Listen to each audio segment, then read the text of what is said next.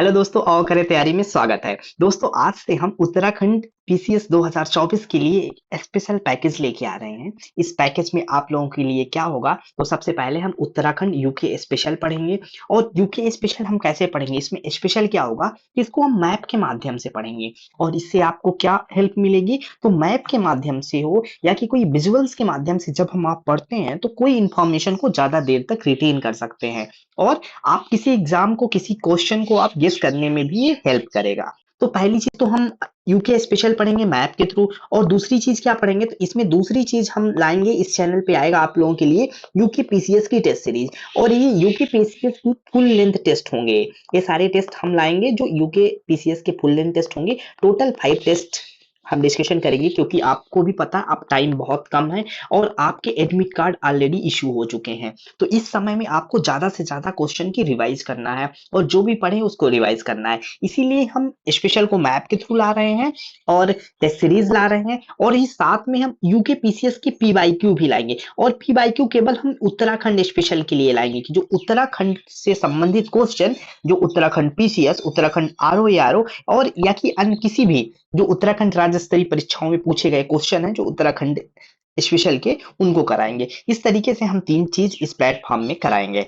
और तो अब ज्यादा समय आपका ना लेते हुए मैं स्टार्ट करता हूँ उत्तराखंड विशेष। तो सबसे पहले हम उत्तराखंड का एक परिचय देखेंगे, उत्तराखंड के बारे में देखेंगे। तो सबसे पहले परिचय में आता है उत्तराखंड का क्षेत्रफल कितना है। तो दोस्तों, उत्तराखंड का क्षेत्रफल कितना है, 53,483 वर्ग किलोमीटर। कितना क्षेत्रफल है, 53,483 किलोमीटर वर्ग किलोमीटर इसका क्षेत्रफल होता है। अब इसका लैटिट्यूडनल और लॉन्गिट्यूडनल हम इसका विस्तार देख लेते हैं, एक्सटेंशन देख लेते हैं। जो हम इसका लेटिट्यूडनल विस्तार देखते हैं तो हम देखते हैं इसमें हमें क्या मिलता है, अक्षांशी विस्तार हम देखते हैं। तो इसका उत्तराखंड का अक्षांशी विस्तार कहाँ से, 28 डिग्री 43 मिनट नॉर्थ से, 28 डिग्री 43 मिनट नॉर्थ से 31 डिग्री 27 मिनट नॉर्थ तक है। तो उत्तराखंड का अक्षांशी विस्तार कितना है, 31 डिग्री 27 मिनट नॉर्थ तक।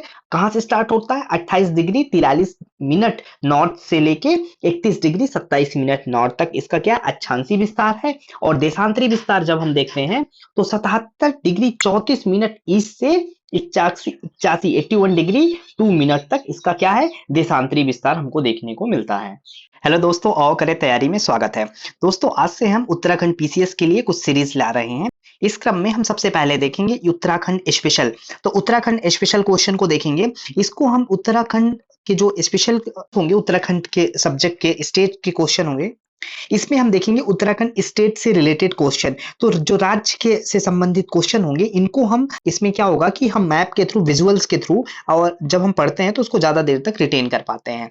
तो इस क्रम में हम स्टार्ट करते हैं। सबसे पहले हम देखते हैं उत्तराखंड का परिचय। तो परिचय में हम क्या देखते हैं, तो सबसे पहले हम देखते हैं कि उत्तराखंड का क्षेत्रफल कितना है। तो दोस्तों, उत्तराखंड का क्षेत्रफल कितना है, 53,483 वर्ग किलोमीटर है। उत्तराखंड का क्षेत्रफल कितना है, 53,483 वर्ग किलोमीटर है। और ये भारत के क्षेत्रफल से, जो भारत का क्षेत्रफल है, भारत का क्षेत्रफल से उत्तराखंड का क्षेत्रफल कितने परसेंट है, तो 1.69% है। कितने परसेंट, ध्यान रखना है।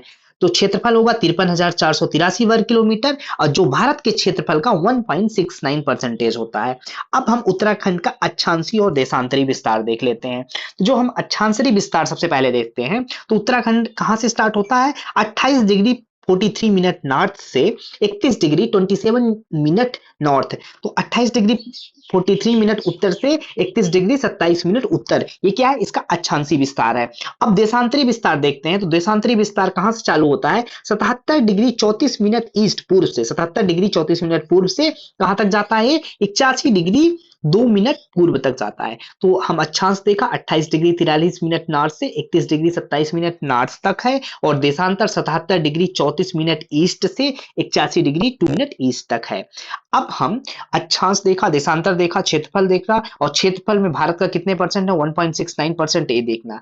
अब उत्तराखंड की लंबाई कितनी, मीन्स लंबाई का मतलब क्या हो गया, जो नॉर्थ टू साउथ कितना किलोमीटर एरिया में स्प्रेड है। तो ये कितना है, ये टोटल 320 किलोमीटर होता है। नॉर्थ टू साउथ कितना है, 320 किलोमीटर है। और ईस्ट टू वेस्ट कितना है, टोटल कितना, 358 किलोमीटर ये चौड़ाई हो जाती है। तो चौड़ाई कितना हो गई, चौड़ाई हो गई 358 किलोमीटर और लंबाई कितनी हो गई, 320 किलोमीटर। तो हम एक बार रिवाइज कर लेते हैं। यहाँ पे कि उत्तराखंड का क्षेत्रफल कितना हो गया। उत्तराखंड का अगर हम एरिया की बात करते हैं तो एरिया कितना है आप बताइए, 53,483 वर्ग किलोमीटर। कितना है, 53,483 वर्ग किलोमीटर। वर्ग किलोमीटर क्या है, एरिया है। और ये एरिया कितना है, जो इंडिया के क्षेत्रफल का कितना है, 1.69% है। एक चीज तो हमने ये देखा। दूसरा, हम नॉर्थ टू साउथ इसकी डिस्टेंस देख लेते हैं, तो उत्तर से दक्षिण कितना है, इसकी लंबाई कितनी हो जाती है, 320 किलोमीटर। और इसकी चौड़ाई कितनी हो जाती है, तो इसकी चौड़ाई हो जाती है 358 किलोमीटर, 358 किलोमीटर हो जाता है। ये दो चीज तो हमने देख लिया।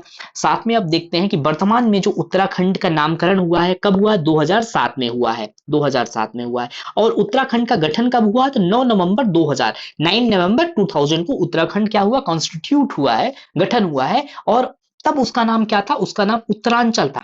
उत्तरांचल था। 2007 तक उत्तराखंड का नाम उत्तरांचल था। 2007 में वर्तमान जो नाम है उत्तराखंड, इसका नाम पड़ा। अब हम देखते हैं उत्तराखंड का राजकीय चिन्ह। उत्तराखंड का राजकीय चिन्ह क्या है, तो राजकीय चिन्ह में सबसे पहले देखते हैं उत्तराखंड की राजकीय मछली। तो उत्तराखंड की राजकीय मछली क्या है, स्वर्ण महाशीर है। क्या है, स्वर्ण महाशीर है, जिसका साइंटिफिक नेम है, जो स्टेट फिश है स्वर्ण महाशीर है, और उसका साइंटिफिक नेम टोर पुटीटोरा है। क्या है, टोर पुटीटोरा साइंटिफिक नेम है। और नॉर्मली जो हम किस नाम से जानते हैं, स्वर्ण महाशीर के नाम से जानते हैं। ये क्या है, स्टेट का, उत्तराखंड स्टेट का स्टेट फिश है स्वर्ण महाशीर, और उसका साइंटिफिक नेम टोर पुटीटोरा है।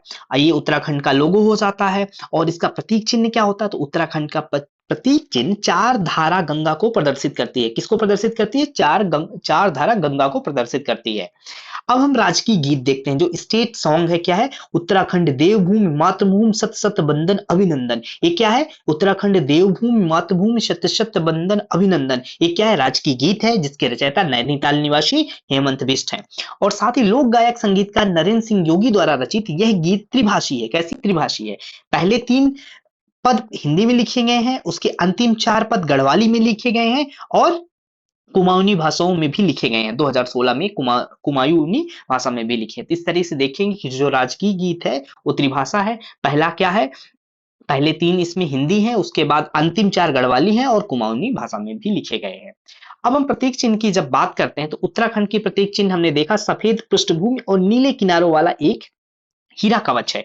क्या है, सफेद पृष्ठभूमि और नीले किनारों वाला एक हीरा कवच है, जो हिमालय की शैलीबद्ध पर्वत चोटियों द्वारा समर्थित है, जिसमें 4 धाराएं बाएं से दाएं प्रवाहित होती है। 4 धारा कहां, बाएं से दाएं प्रवाहित हो रही हैं। और भारत का राष्ट्रीय प्रतीक इसके शिखर पर एक छोटी लाल पृष्ठभूमि पर अंकित है, जिसके नीचे देवनागरी में क्या लिखा हुआ है, आदर्श वाक्य सत्यमेव जयते लिखा हुआ है। और राजकीय भाषा क्या है, तो राजकीय भाषा हिंदी है। और 2010 में दूसरी राजकीय भाषा संस्कृत को भी दर्जा दिया गया। तो हमने राजकीय चिन्ह देखा, तो राजकीय चिन्ह में राजकीय मछली क्या देखा, पहले हमने राजकीय मछली देखा, तो मछली में हमने देखा कौन सी, महाशीर को देखा, जिसका वैज्ञानिक नाम टोर पुटीटोरा है। और उसके प्रतीक चिन्हों में 4 गंगा को प्रदर्शित करती है। और ये देखिए, इसका प्रतीक चिन्ह है। राजकीय गीत क्या है, उत्तराखंड देवभूमि मातृभूमि शत शत बंदन अभिनंदन। इसके रचयिता नैनीताल निवासी हेमंत बिष्ट हैं। और प्रतीक चिन्ह में हमने देखा, ये सफेद पृष्ठभूमि नीले किनारों वाला एक हीरा कवच है। और भारत का राष्ट्रीय प्रतीक इसके शिखर पर एक छोटी लाल पृष्ठभूमि पर अंकित है। और नीचे देवनागरी में क्या लिखा है, सत्यमेव जयते लिखा है। राजकीय भाषा हिंदी है, और 2010 में इसको संस्कृत को भी मान्यता दिया गया। अब हम राजकीय चिन्ह देख लेते हैं। तो राजकीय वाद्य यंत्र क्या है, तो राजकीय वाद्य यंत्र ढोल है। कब बनाए, 2015 में राजकीय वाद्य यंत्र ढोल को बनाया गया। और राजकीय पशु कौन है, ये देखिए, कस्तूरी मृग। कस्तूरी मृग क्या है, स्टेट एनिमल है, जिसका वैज्ञानिक नाम, साइंटिफिक नाम है मोस्कस क्राइसोगास्टर है। और इसका साइंटिफिक नेम मोस्कस क्राइसोगास्टर है। और नॉर्मली हम कस्तूरी मृग के नाम से जानते हैं। ये राजकीय पशु है। राजकीय वृक्ष, इससे कई बार क्वेश्चन आ चुके हैं। राजकीय वृक्ष क्या है, बुरांश है। उत्तराखंड का राजकीय वृक्ष जो स्टेट ट्री है वो कौन सा है, बुरांश है, जिसका साइंटिफिक नेम हो जाता है रोडोडेंड्रोन आर्बोरियम। आर्बोरियम, ये क्या है, इसका साइंटिफिक नेम हो जाता है। और जब हम राजकीय पक्षी की बात करते हैं, तो आपको पता ही है, हिमालयन मोनाल। हिमालयन मोनाल क्या है, उत्तराखंड की राजकीय पक्षी है, जिसका वैज्ञानिक नाम लोपोफोरस इम्पेजनस है। लोपोफोरस इम्पेजनस इसका साइंटिफिक नाम हो जाता है। और उत्तराखंड का राजकीय खेल फुटबॉल है। ये तो हो गया राजकीय चिन्ह। और इसके साथ हम राजकीय तितली को भी देख लेते हैं। राजकीय तितली कौन सी है, सामान्य मोर है, जिसका वैज्ञानिक नाम पाइपीलियो बियानोर पालिक्टर है। तो राज की तितली, सामान्य मोर, राज की पुष्प ब्रह्म कमल है। इसका साइंटिफिक नेम क्या हो जाएगा? सोसिरा ओबवल्लाटा इसका साइंटिफिक नाम है। तो हमने देखा राज की जो चिन्ह है उनमें देखा वाद्य यंत्र ढोल 2015 से बनाया गया। पशु कौन सा होगा? तो कस्तूरी मृग होगा। वृक्ष कौन है राष्ट्रीय? तो बुरांश है। स्टेट बर्ड कौन सी है? हिमालयन मोनाल है। स्टेट स्पोर्ट्स कौन सा है? फुटबॉल है। स्टेट बटरफ्लाई कौन सी है? सामान्य मोर है। और राजकीय पुष्प स्टेट फ्लावर ब्रह्म कमल है। इस तरीके से हमने राजकीय चिन्ह को देखा। देखेंगे उत्तराखंड का मंडल परिचय। मंडल परिचय देखेंगे, साथ में उत्तराखंड की राज्य व्यवस्था को देखेंगे। तो मंडल परिचय में सबसे पहले हम देखते हैं उत्तराखंड में टोटल कितने जिले हैं। तो उत्तराखंड में टोटल 13 जिले हैं। कितने? टोटल 13 जिले हैं। और उसके दो मंडल में बांट के रखते हैं। दो मंडल में बांट के रखते हैं। एक तो आपको ये दिख ही रहा है। एक कौन सा? एक कुमाऊं मंडल हो गया। और बाकी एक कौन सा हो गया? ये एरिया हो जाता है, ये गढ़वाल मंडल है। ये कौन सा है? ये गढ़वाल को बांट देते हैं यहाँ पे। और ये एरिया कौन सा हो जाता है? जो डार्क वाला है ये कुमाऊं हो जाता है। ये कौन सा है? तो ये कुमाऊं है। और ये कौन सा है? गढ़वाल है। गढ़वाल है, ध्यान रखना है आपको। अब हम देखते हैं कुमाऊं रीजन में, इस रीजन में टोटल कितने जिले हैं? टोटल 6 डिस्ट्रिक्ट है। कौन कौन से? देखिए, तो ये हो जाता है आपका ऊधम सिंह नगर। ये कौन सा है? ऊधम सिंह नगर है। और ऊधम सिंह नगर के अलावा और कौन से हैं? तो चंपावत, नैनीताल, पिथौरागढ़, अल्मोड़ा और बागेश्वर। अल्मोड़ा और बागेश्वर ये कौन सा है? तो ये पिथौरागढ़ हो जाता है। और ये कौन सा हो जाता है? तो ये बागेश्वर है। ये कौन सा है? ये बागेश्वर है। ये बागेश्वर, अल्मोड़ा, अल्मोड़ा और कौन सा? नैनीताल, नैनीताल और चंपावत, चंपावत। तो इस तरीके से हम देखते हैं कि जो कुमाऊं रीजन है उसमें टोटल 6 डिस्ट्रिक्ट होते हैं। और जो ये गढ़वाल रीजन है उसमें कौन से? 7 जिले हैं। गढ़वाल में 7 जिले हैं। कौन से? देखते हैं। तो ये कौन सा हो जाता है? उत्तरकाशी हो जाता है। उत्तरकाशी, उत्तरकाशी, टिहरी गढ़वाल, देहरादून, पौड़ी गढ़वाल, हरिद्वार, चमोली, रुद्रप्रयाग। इस तरीके से हम देखते हैं। तो जो गढ़वाल रीजन है, इस रीजन में टोटल 7 डिस्ट्रिक्ट देखने को मिलते हैं। और ये जो कुमाऊं रीजन है उसमें 6 डिस्ट्रिक्ट देखने को मिलते हैं। आप ध्यान रखना है, कुमाऊं में कितने? 6 जिले और गढ़वाल में 7 जिले। अब हम उत्तराखंड की राज्य व्यवस्था में आते हैं। तो उत्तराखंड की राज्य व्यवस्था को देखते हैं। तो उत्तराखंड के वर्तमान में राज्यपाल कौन है? तो गुरमीत सिंह राज्यपाल हैं। और मुख्यमंत्री आप सबको पता ही है, श्री पुष्कर सिंह धामी जी उत्तराखंड के क्या है? मुख्यमंत्री हैं। और उत्तराखंड में टिहरी गढ़वाल, गढ़वाल, अल्मोड़ा, नैनीताल, ऊधम सिंह नगर इस और हरिद्वार, इस तरीके से देखते हैं। तो उत्तराखंड की अगर बात की जाए लोकसभा सीट कितनी है? तो 5 लोकसभा सीट है। कौन सी है? टिहरी गढ़वाल हो गया, अल्मोड़ा, नैनीताल और ऊधम सिंह एक ही में है। और हरिद्वार। इस तरीके से लोकसभा की कितनी सीटें हैं उत्तराखंड में? 5 सीटें हैं। सभा के 1 सीट। राज्यसभा मतलब भारत की संसद का ऊपरी सदन, उच्च सदन को हम राज्यसभा कहते हैं। और उत्तराखंड में 3 सीटें। 3 सीटें कितनी है? राज्यसभा की कितनी सीटें हैं? तो राज्यसभा की 3 सीटें हैं, ध्यान रखना है आपको। और वर्तमान में उत्तराखंड विधानसभा जो लेजिस्लेटिव असेंबली है, लेजिस्लेटिव असेंबली में टोटल कितनी सीट है? 70 सीट है। 70 सीट लेजिस्लेटिव असेंबली में है।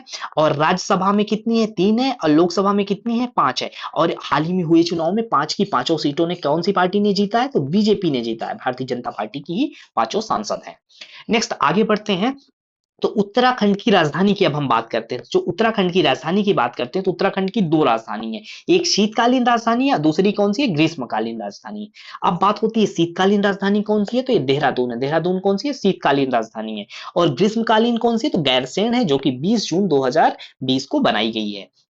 तो ग्रीष्मकालीन गैरसैंण और शीतकालीन कौन सी? देहरादून है, ध्यान रखना है। अब वर्तमान में जो विधानसभा की अध्यक्ष कौन है? तो उत्तराखंड की विधानसभा की अध्यक्ष रितु खंडूरी भूषण है। कौन है? रितु खंडूरी भूषण है, ध्यान रखना है आपको।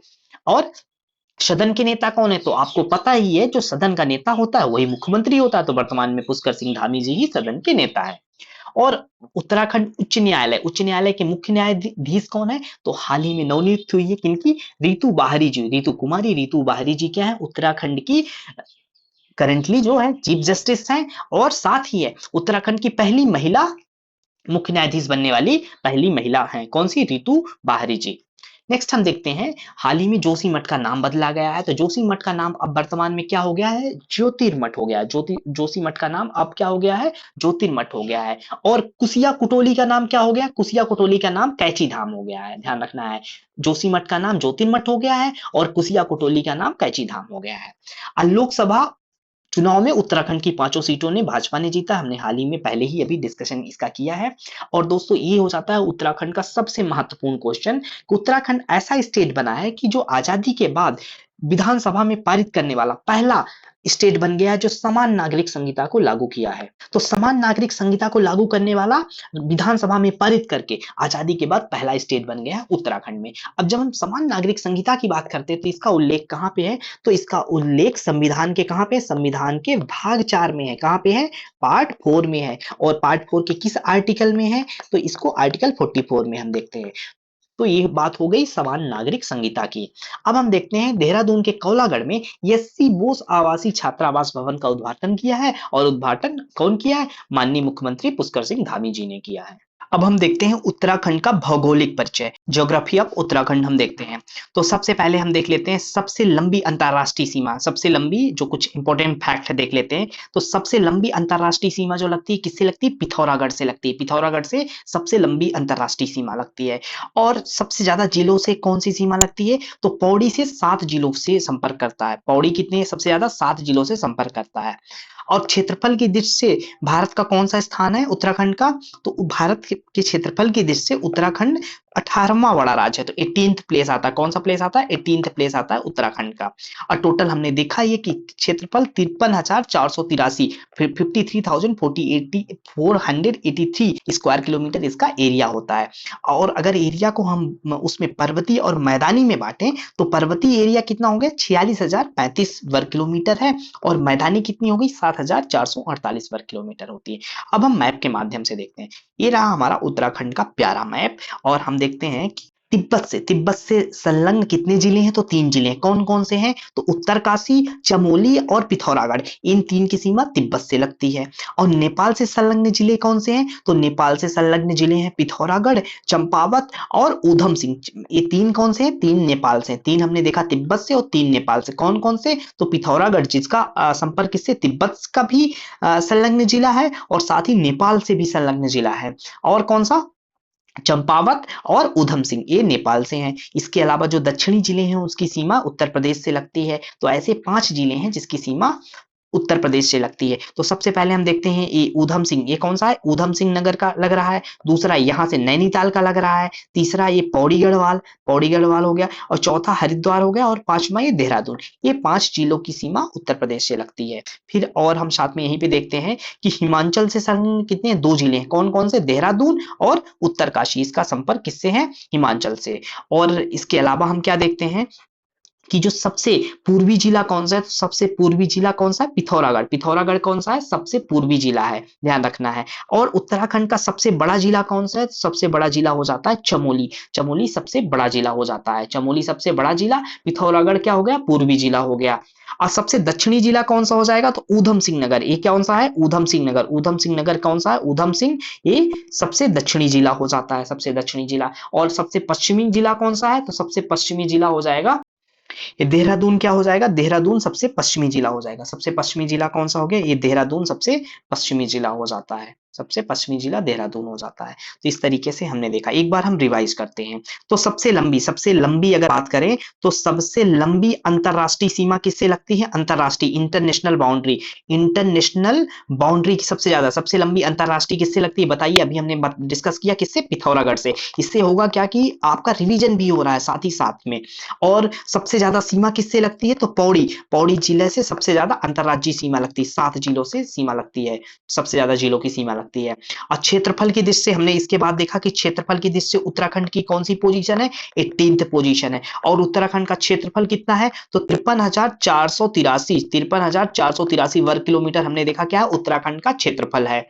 इसके अलावा हम ये हो गया हमारा यूके। इसके उत्तर सबसे उत्तरी जिला कौन सा है? तो सबसे उत्तरी जिला हो जाएगा उत्तरकाशी सबसे उत्तरी जिला हो जाएगा। सबसे दक्षिणी जिला कौन हो गया? ऊधम सिंह क्या हो गया? सबसे दक्षिणी जिला हो गया। पूर्वी जिला कौन सा हो गया? तो पूर्वी जिला हो गया हमारा पिथौरागढ़ क्या हो गया? पूर्वी जिला हो गया। और पश्चिमी जिला कौन सा हो गया? देहरादून क्या हो गया? ये पश्चिमी जिला हो जाता है हमारा।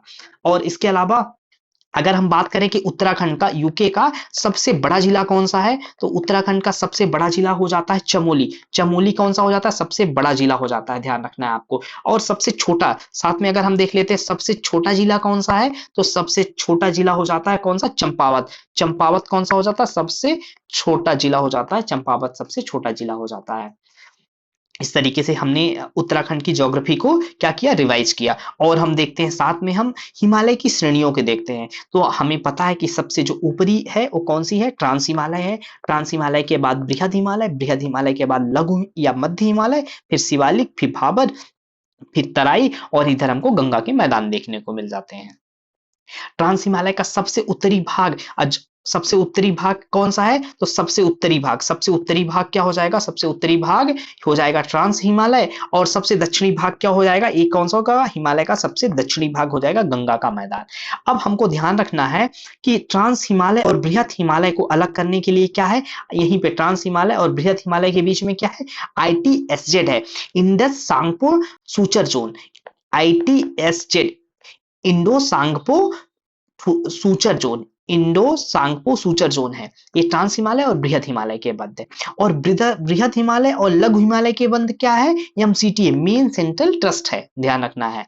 और लघु हिमालय या मध्य हिमालय और शिवालिक के मध्य क्या है, MBT है, मेन बाउंड्री फॉल्ट है, मेन बाउंड्री थ्रस्ट है, ये मेन बाउंड्री थ्रस्ट है। इसके बीच में MBT है, ये किसके बीच में, मध्य और शिवालिक के बीच में है। और शिवालिक, साथ में शिवालिक और भाबर के मैदान के मध्य में कौन है, हिमालयन या कि हिमालय फ्रंटल फाल्ट है। इस तरीके से हमने देखा कि जो हिमालय की श्रेणियों का विभाजन हुआ है, तो हिमालय की श्रेणियों का विभाजन हम देखते हैं किसमें, इंडो सांगपो सूचर जोन का है, ट्रांस हिमालय और बृहद हिमालय के मध्य। हम इसको देखते हैं। यहाँ पे हमने चार चीज देखा। पहली अगर हमने बात करें तो सबसे पहले क्या है, सबसे पहले हम देखते हैं ट्रांस हिमालय। ट्रांस हिमालय के बाद क्या है, ट्रांस हिमालय के बाद हम देखते हैं बृहद हिमालय, उसको क्या बोलते हैं, ग्रेट हिमालय है। फिर फिर हम देखते हैं लेशर या कि मिडिल हिमालय, लेशर या कि मिड हिमालय होता है। और उसके बाद क्या हो जाएगा, शिवालिक हो जाएगा, शिवालिक। फिर उसके बाद भाबर के मैदान, उसके बाद भाबर के बाद कौन सा, तराई। और इसी क्षेत्र में हमको गंगा का मैदान भी देखने को मिला। तो अब यहाँ पे हम जो बाउंड्रीज देख रहे हैं, तो ट्रांस हिमालय और ग्रेट हिमालय के मध्य क्या हो जाएगा, ITSZ, Indus Tsangpo suture zone हो जाएगा। और ग्रेट और लेशर या कि मिड के बीच में क्या हो जाएगा, MCT हो जाएगा, मेन सेंट्रल थ्रस्ट हो जाएगा। और लेशर और शिवालिक के बीच, मध्य या शिवालिक के बीच कौन सा हो जाएगा, मेन बाउंड्री थ्रस्ट हो जाएगा, मेन बाउंड्री थ्रस्ट हो जाएगा। और शिवालिक और भावर के बीच क्या हो जाएगा, शिवालिक और भावर के बीच हमने देखा कि क्या हो जाता है, हिमालय फ्रंटल फॉल्ट,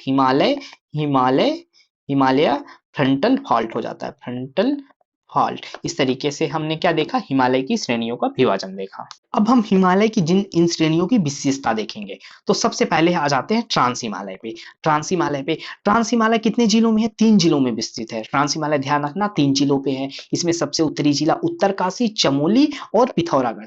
उत्तरकाशी, चमोली और पिथौरागढ़ में क्या है, ट्रांस हिमालय है। और ट्रांस हिमालय की ऊंचाई कितनी हो जाएगी, 2500 से 3500 मीटर हो जाती है। और इसकी चौड़ाई 20 से 30 किलोमीटर हो जाती है। और ट्रांस हिमालय के अंतर्गत क्या आता है, काराकोरम, लद्दाख, जास्कर और कैलाश पर्वत श्रेणियां किसका पार्ट है, तो ये ट्रांस हिमालय का पार्ट है। ध्यान रखना, काराकोरम, लद्दाख, जास्कर, कैलाश किसका पार्ट है, तो ट्रांस हिमालय का पार्ट है। अब हम आ जाते हैं बृहद हिमालय। बृहद हिमालय में कितने जिले आते हैं, तो 6 जिले। ट्रांस हिमालय में 3, बृहद में 6 जिले आ जाते हैं। कौन कौन से, तो इसमें मुख्यतः चमोली, उत्तरकाशी, रुद्रप्रयाग, पिथौरागढ़, ये किसमें आ जाते हैं, ये बृहद हिमालय में आते हैं। साथ में बागेश्वर और अल्मोड़ा। इस तरीके से हम देखते हैं बृहद हिमालय में कितने, 6 जिले आ जाते हैं, चमोली, उत्तरकाशी, पिथौरागढ़, रुद्रप्रयाग, बागेश्वर और अल्मोड़ा। इसकी ऊंचाई 6100 मीटर है। और इसमें ही उत्तराखंड का सबसे महत्वपूर्ण टूरिस्टिक प्लेस फूलों की घाटी, गंगोत्री, पिंडारी इसी में है। किसमें है, बृहद हिमालय में फूलों की घाटी, गंगोत्री और पिंडारी है। और यहाँ के मूल निवासियों को क्या कहते हैं, भूटिया कहते हैं। अब हम वेजिटेशन पे आ जाते हैं कि जो 10,000 फीट तक हमको चीड़, साल, सागौन मिलता है। 10 से 12,000 तक घास के मैदान मिलते हैं। अब 12,000 से के ऊपर के एल्टीट्यूड पे हमको वेजिटेशन क्या मिलती है, अनुपस्थित मिलती है, ध्यान रखना है। अब हम आ जाते हैं मध्य हिमालय की बात करते हैं। तो मध्य हिमालय क्या है, आंशिक हिमाच्छादित होने के कारण इसे हिम का अंचल बुलाते हैं, ध्यान रखना है। और मध्य हिमालय में 9 जिले हैं, 9 जिले मध्य हिमालय में है। इसकी ऊंचाई 1200 से 4500 मीटर। और यहाँ पे तांबा, ग्रेफाइट, जिप्सम इस क्षेत्र में पाए जाते हैं। और एक महत्वपूर्ण फैक्ट, दूधा टोली श्रृंखला इसी हिमालय में अवस्थित है। चमोली, पौड़ी और अल्मोड़ा जिलों में पड़ता है कौन सा, दूधा टोली श्रृंखला। अब हम आ जाते हैं शिवालिक रेंज पे। इसे बाह्य या आउटर हिमालय भी कहते हैं। दून का द्वार कहाँ पे है, दून या द्वार का जो क्षेत्र होता है ये शिवालिक रेंज का पार्ट होता है। इसकी ऊंचाई 700 से 1200 मीटर होती है। और शिवालिक 7 जिलों में फैला हुआ है। अब आ जाते हैं हम भावर क्षेत्र पे। भावर क्षेत्र क्या है? ऊबड़ खाबड़ वाले मोटे कंकर पत्थर का क्षेत्र होता है। इसमें पानी अपने तली से नीचे चली जाती है और इसके बाद गंगा के मैदानी क्षेत्र में से निकलती है। तो ये हो गया हमारा कौन सा? तराई का क्षेत्र हो गया, भावर और तराई का क्षेत्र। तो हमने क्या देखा?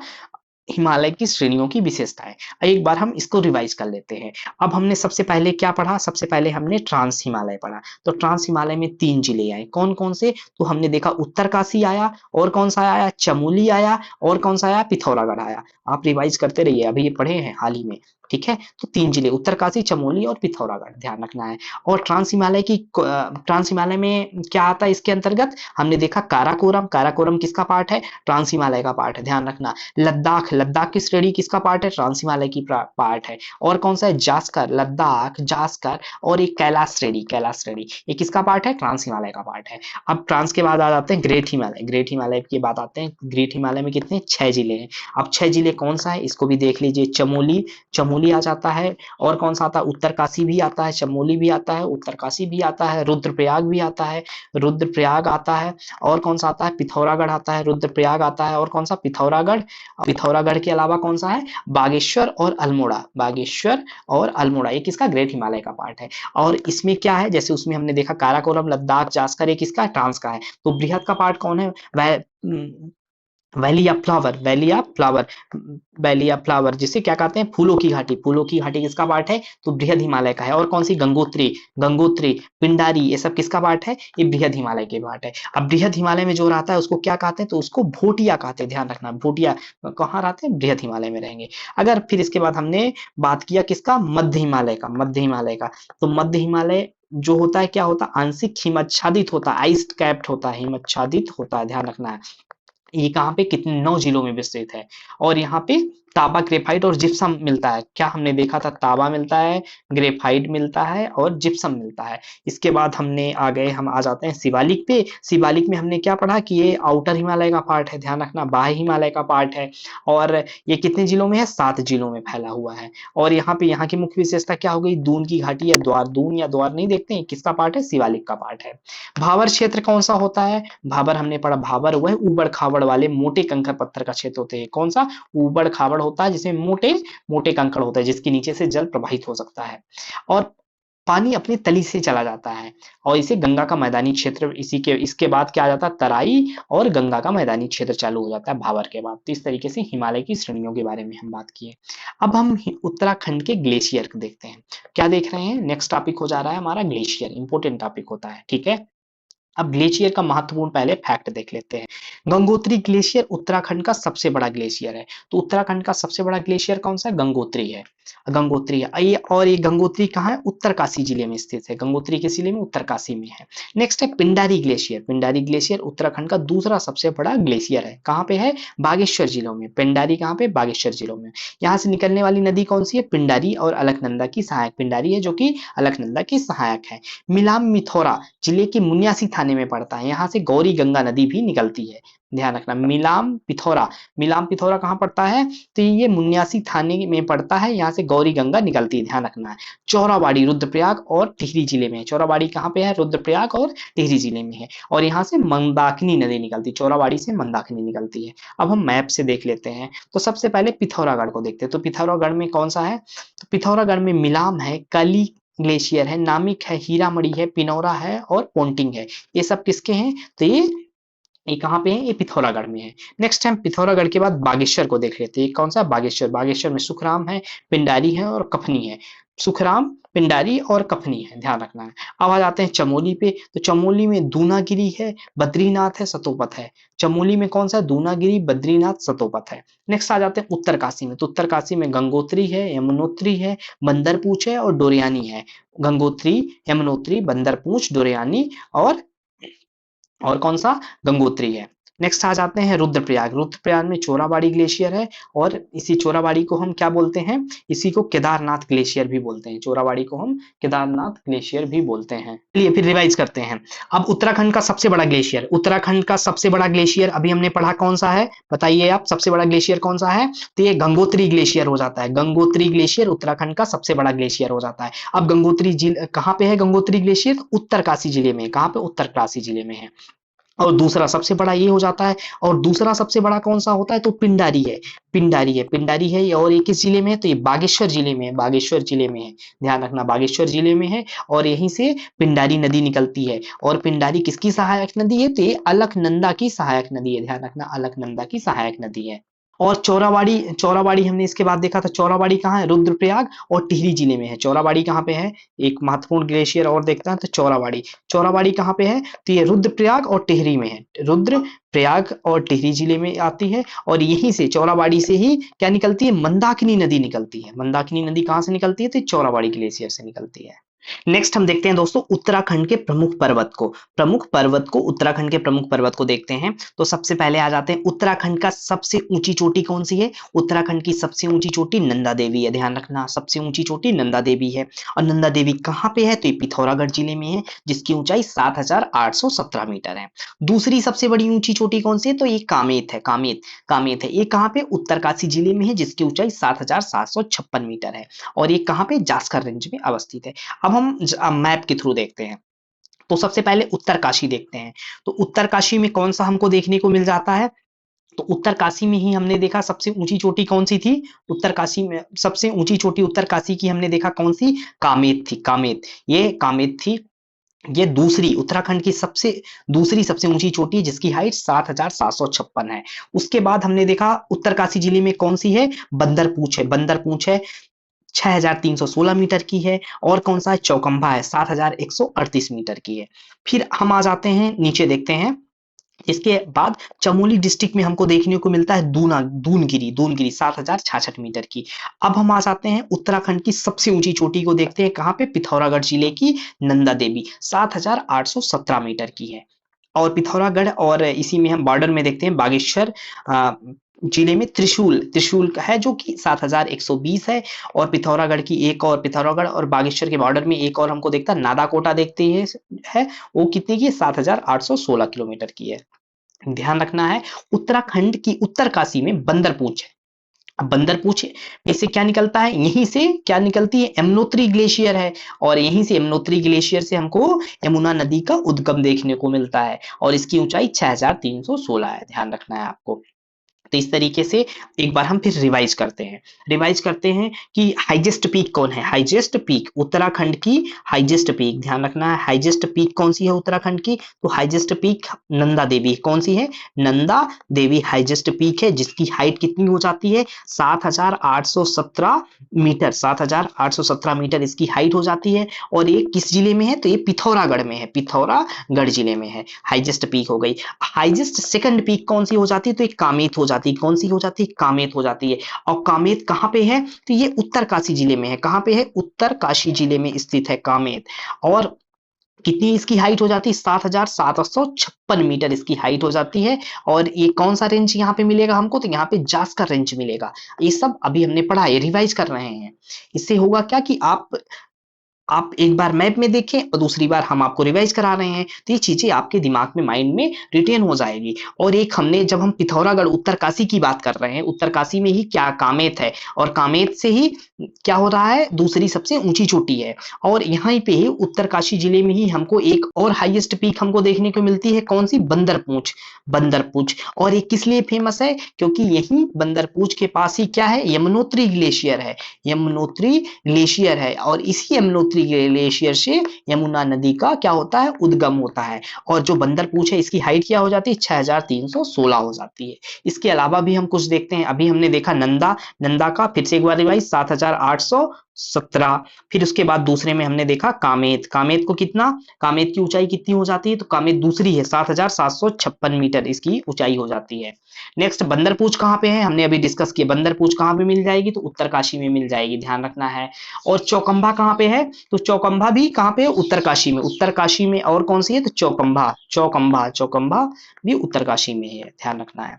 अब हम बढ़ते हैं नेक्स्ट, उत्तराखंड के और प्रमुख पर्वतों को देखते हैं। तो चौकंबा हमने अभी बात ही कर रहा था, चौकंबा कहाँ पे है, तो ये उत्तरकाशी जिले में स्थित है। और गढ़वाल हिमालय गंगोत्री समूह में स्थित 4 शिखरों वाला एक पर्वत पुंज है, और जिसकी हाइट 7,138 है। नेक्स्ट हम दूनागिरी हिल्स को देखते हैं, दूनागिरी पर्वत को देखते हैं। तो कहाँ पे मिलता है, चमोली में मिलता है।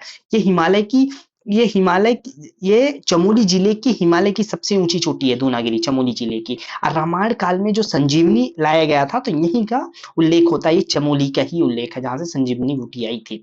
और इसे कभी गंधमर्दन कहा जाता था, तो कभी द्रोणगिरी भी कहा जाता था। और जो दूनगिरी की हाइट है 7066 मीटर है, इसको भी ध्यान रखना है। भागीरथी पर्वत कहाँ पे मिलता है, तो ये उत्तरकाशी जिले में है। नेक्स्ट केदारनाथ पर्वत किस जिले में है, तो ये भी उत्तरकाशी जिले में स्थित है। माउंट एबट माउंट पर्वत कहाँ पे, तो ये चंपावत में स्थित है। एबट माउंट कहाँ पे, चंपावत में स्थित है। नेक्स्ट देखते हैं पंचाचूली पर्वत कहाँ है, तो पंचाचूली पर्वत चमोली और पिथौरागढ़ जिले में अवस्थित है। कौन सा पंचाचूली कहाँ है, तो ये चमोली और पिथौरागढ़ जिले में अवस्थित है, ध्यान रखना है। अब यही जो पंचाचूली है, इन्हीं पांडवों को अंतिम बार यही भोजन बनाया था। पांडवों ने अंतिम बार भोजन पंचाचूली पर्वत में बनाया था। इसकी हाइट 6904 मीटर है। नेक्स्ट है हाथी पर्वत। हाथी पर्वत भी हमको चमोली जिले में देखने को मिलता है। चाइना पीक को नैनी पीक भी कहा जाता है। यह कहाँ पे, नैनीताल की सबसे ऊंची चोटी है, 2615 मीटर इसकी हाइट है। 1962 के युद्ध में से पहले इसे चाइना पीक कहते थे, और इसके बाद इसका नाम परिवर्तन करके क्या रख दिया गया है, तो इसका नाम नैनी पीक रख दिया गया है वर्तमान में। नाहन पर्वत श्रृंखला हमको कहाँ देखने को मिलेगी, तो ये देहरादून में देखने को मिलेगी। त्रिशूल हिमालय की 3 चोटियों के समूह का नाम है। त्रिशूल क्या है, हमने देखा ना त्रिशूल पर्वत, तो हिमालय की 3 चोटियों के समूह का नाम है, जो पश्चिमी गढ़वाल में स्थित है। और यह बागेश्वर जिला में भी स्थित है, पश्चिम गढ़वाल और साथ में बागेश्वर जिलों में भी स्थित है, जिसकी ऊंचाई क्या हो जाती है, 1720 मीटर इसकी ऊंचाई हो जाती है, ध्यान रखना है। एक बार फिर हम रिवाइज करते हैं, तो आप बताते रहना हमको। तो पहला हमने देखा चौखंभा। चौखंभा कहाँ पे है, तो ये दोस्तों उत्तरकाशी में है। कहाँ पे, उत्तरकाशी जिले में है, ठीक है। गढ़वाल हिमालय के गंगोत्री समूह में स्थित 4 शिखरों वाला एक पर्वत पुंजक है, ध्यान रखना है। और सबकी आप दूसरा देख लीजिए, दूनागिरी हमने देखा। दूनागिरी कहाँ पे है, तो चमोली में है। दूनागिरी कहाँ पे, तो चमोली जिले में है ये। और रामायण में जो संजीवनी बूटी की बात की जाती है, तो यहीं की बात की जाती है। नेक्स्ट हमें अगर बात किया जाए तो भागीरथ पर्वत कहाँ पे मिलेगा, तो भागीरथ पर्वत भी हमको कहाँ मिलेगा, उत्तरकाशी में मिलेगा। कहाँ मिलेगा, उत्तरकाशी में मिलेगा। केदारनाथ कहाँ मिलेगा, केदारनाथ पर्वत कहाँ पे मिलेगा, ये भी उत्तरकाशी में स्थित है। एबट माउंट पर्वत कहाँ पे है, ये भी पूछा हुआ क्वेश्चन है। एबट माउंट ये उत्तराखंड का, उत्तर यूकेपीसीएस इसको पूछा है। ये कहाँ पे है, ये चंपावत में है, चंपावत में स्थित है। नेक्स्ट है पंचाचूली पर्वत कहाँ पे है, तो ये चमोली और पिथौरागढ़ में है। और हाथी पर्वत कहाँ है, ध्यान रखना, आप बताइए। हाथी पर्वत कहाँ पे है, तो हाथी पर्वत कहाँ पे, ये चमोली जिले में इसको भी देखने को मिलेगा, हाथी पर्वत भी मिलेगा। चाइना पीक कहाँ पे है, चाइना पीक ये नैनीताल में है। इसको और क्या बोलते हैं, नैनो। इसको पहले ही आजादी के कब तक, 1962 से पहले, 1962 से पहले इसको चाइना पीक कहते थे। और 1962 के बाद इसका नाम क्या हो गया, नैनो या नैनी पीक हो गया है। और नेक्स्ट हो जाता है, अगर हम देखिए बात करें तो नाहन पर्वत कहाँ मिलेगा हमको, नाहन पर्वत, तो नाहन पर्वत हमको देहरादून में मिलेगा, ध्यान रखना है। और त्रिशूल कहाँ पे है, त्रिशूल कहाँ पे है, तो ये गढ़वाल में स्थित है, ध्यान रखना है। गढ़वाल, या कि इसको हम बागेश्वर कह सकते हैं, बागेश्वर जिलों में स्थित है।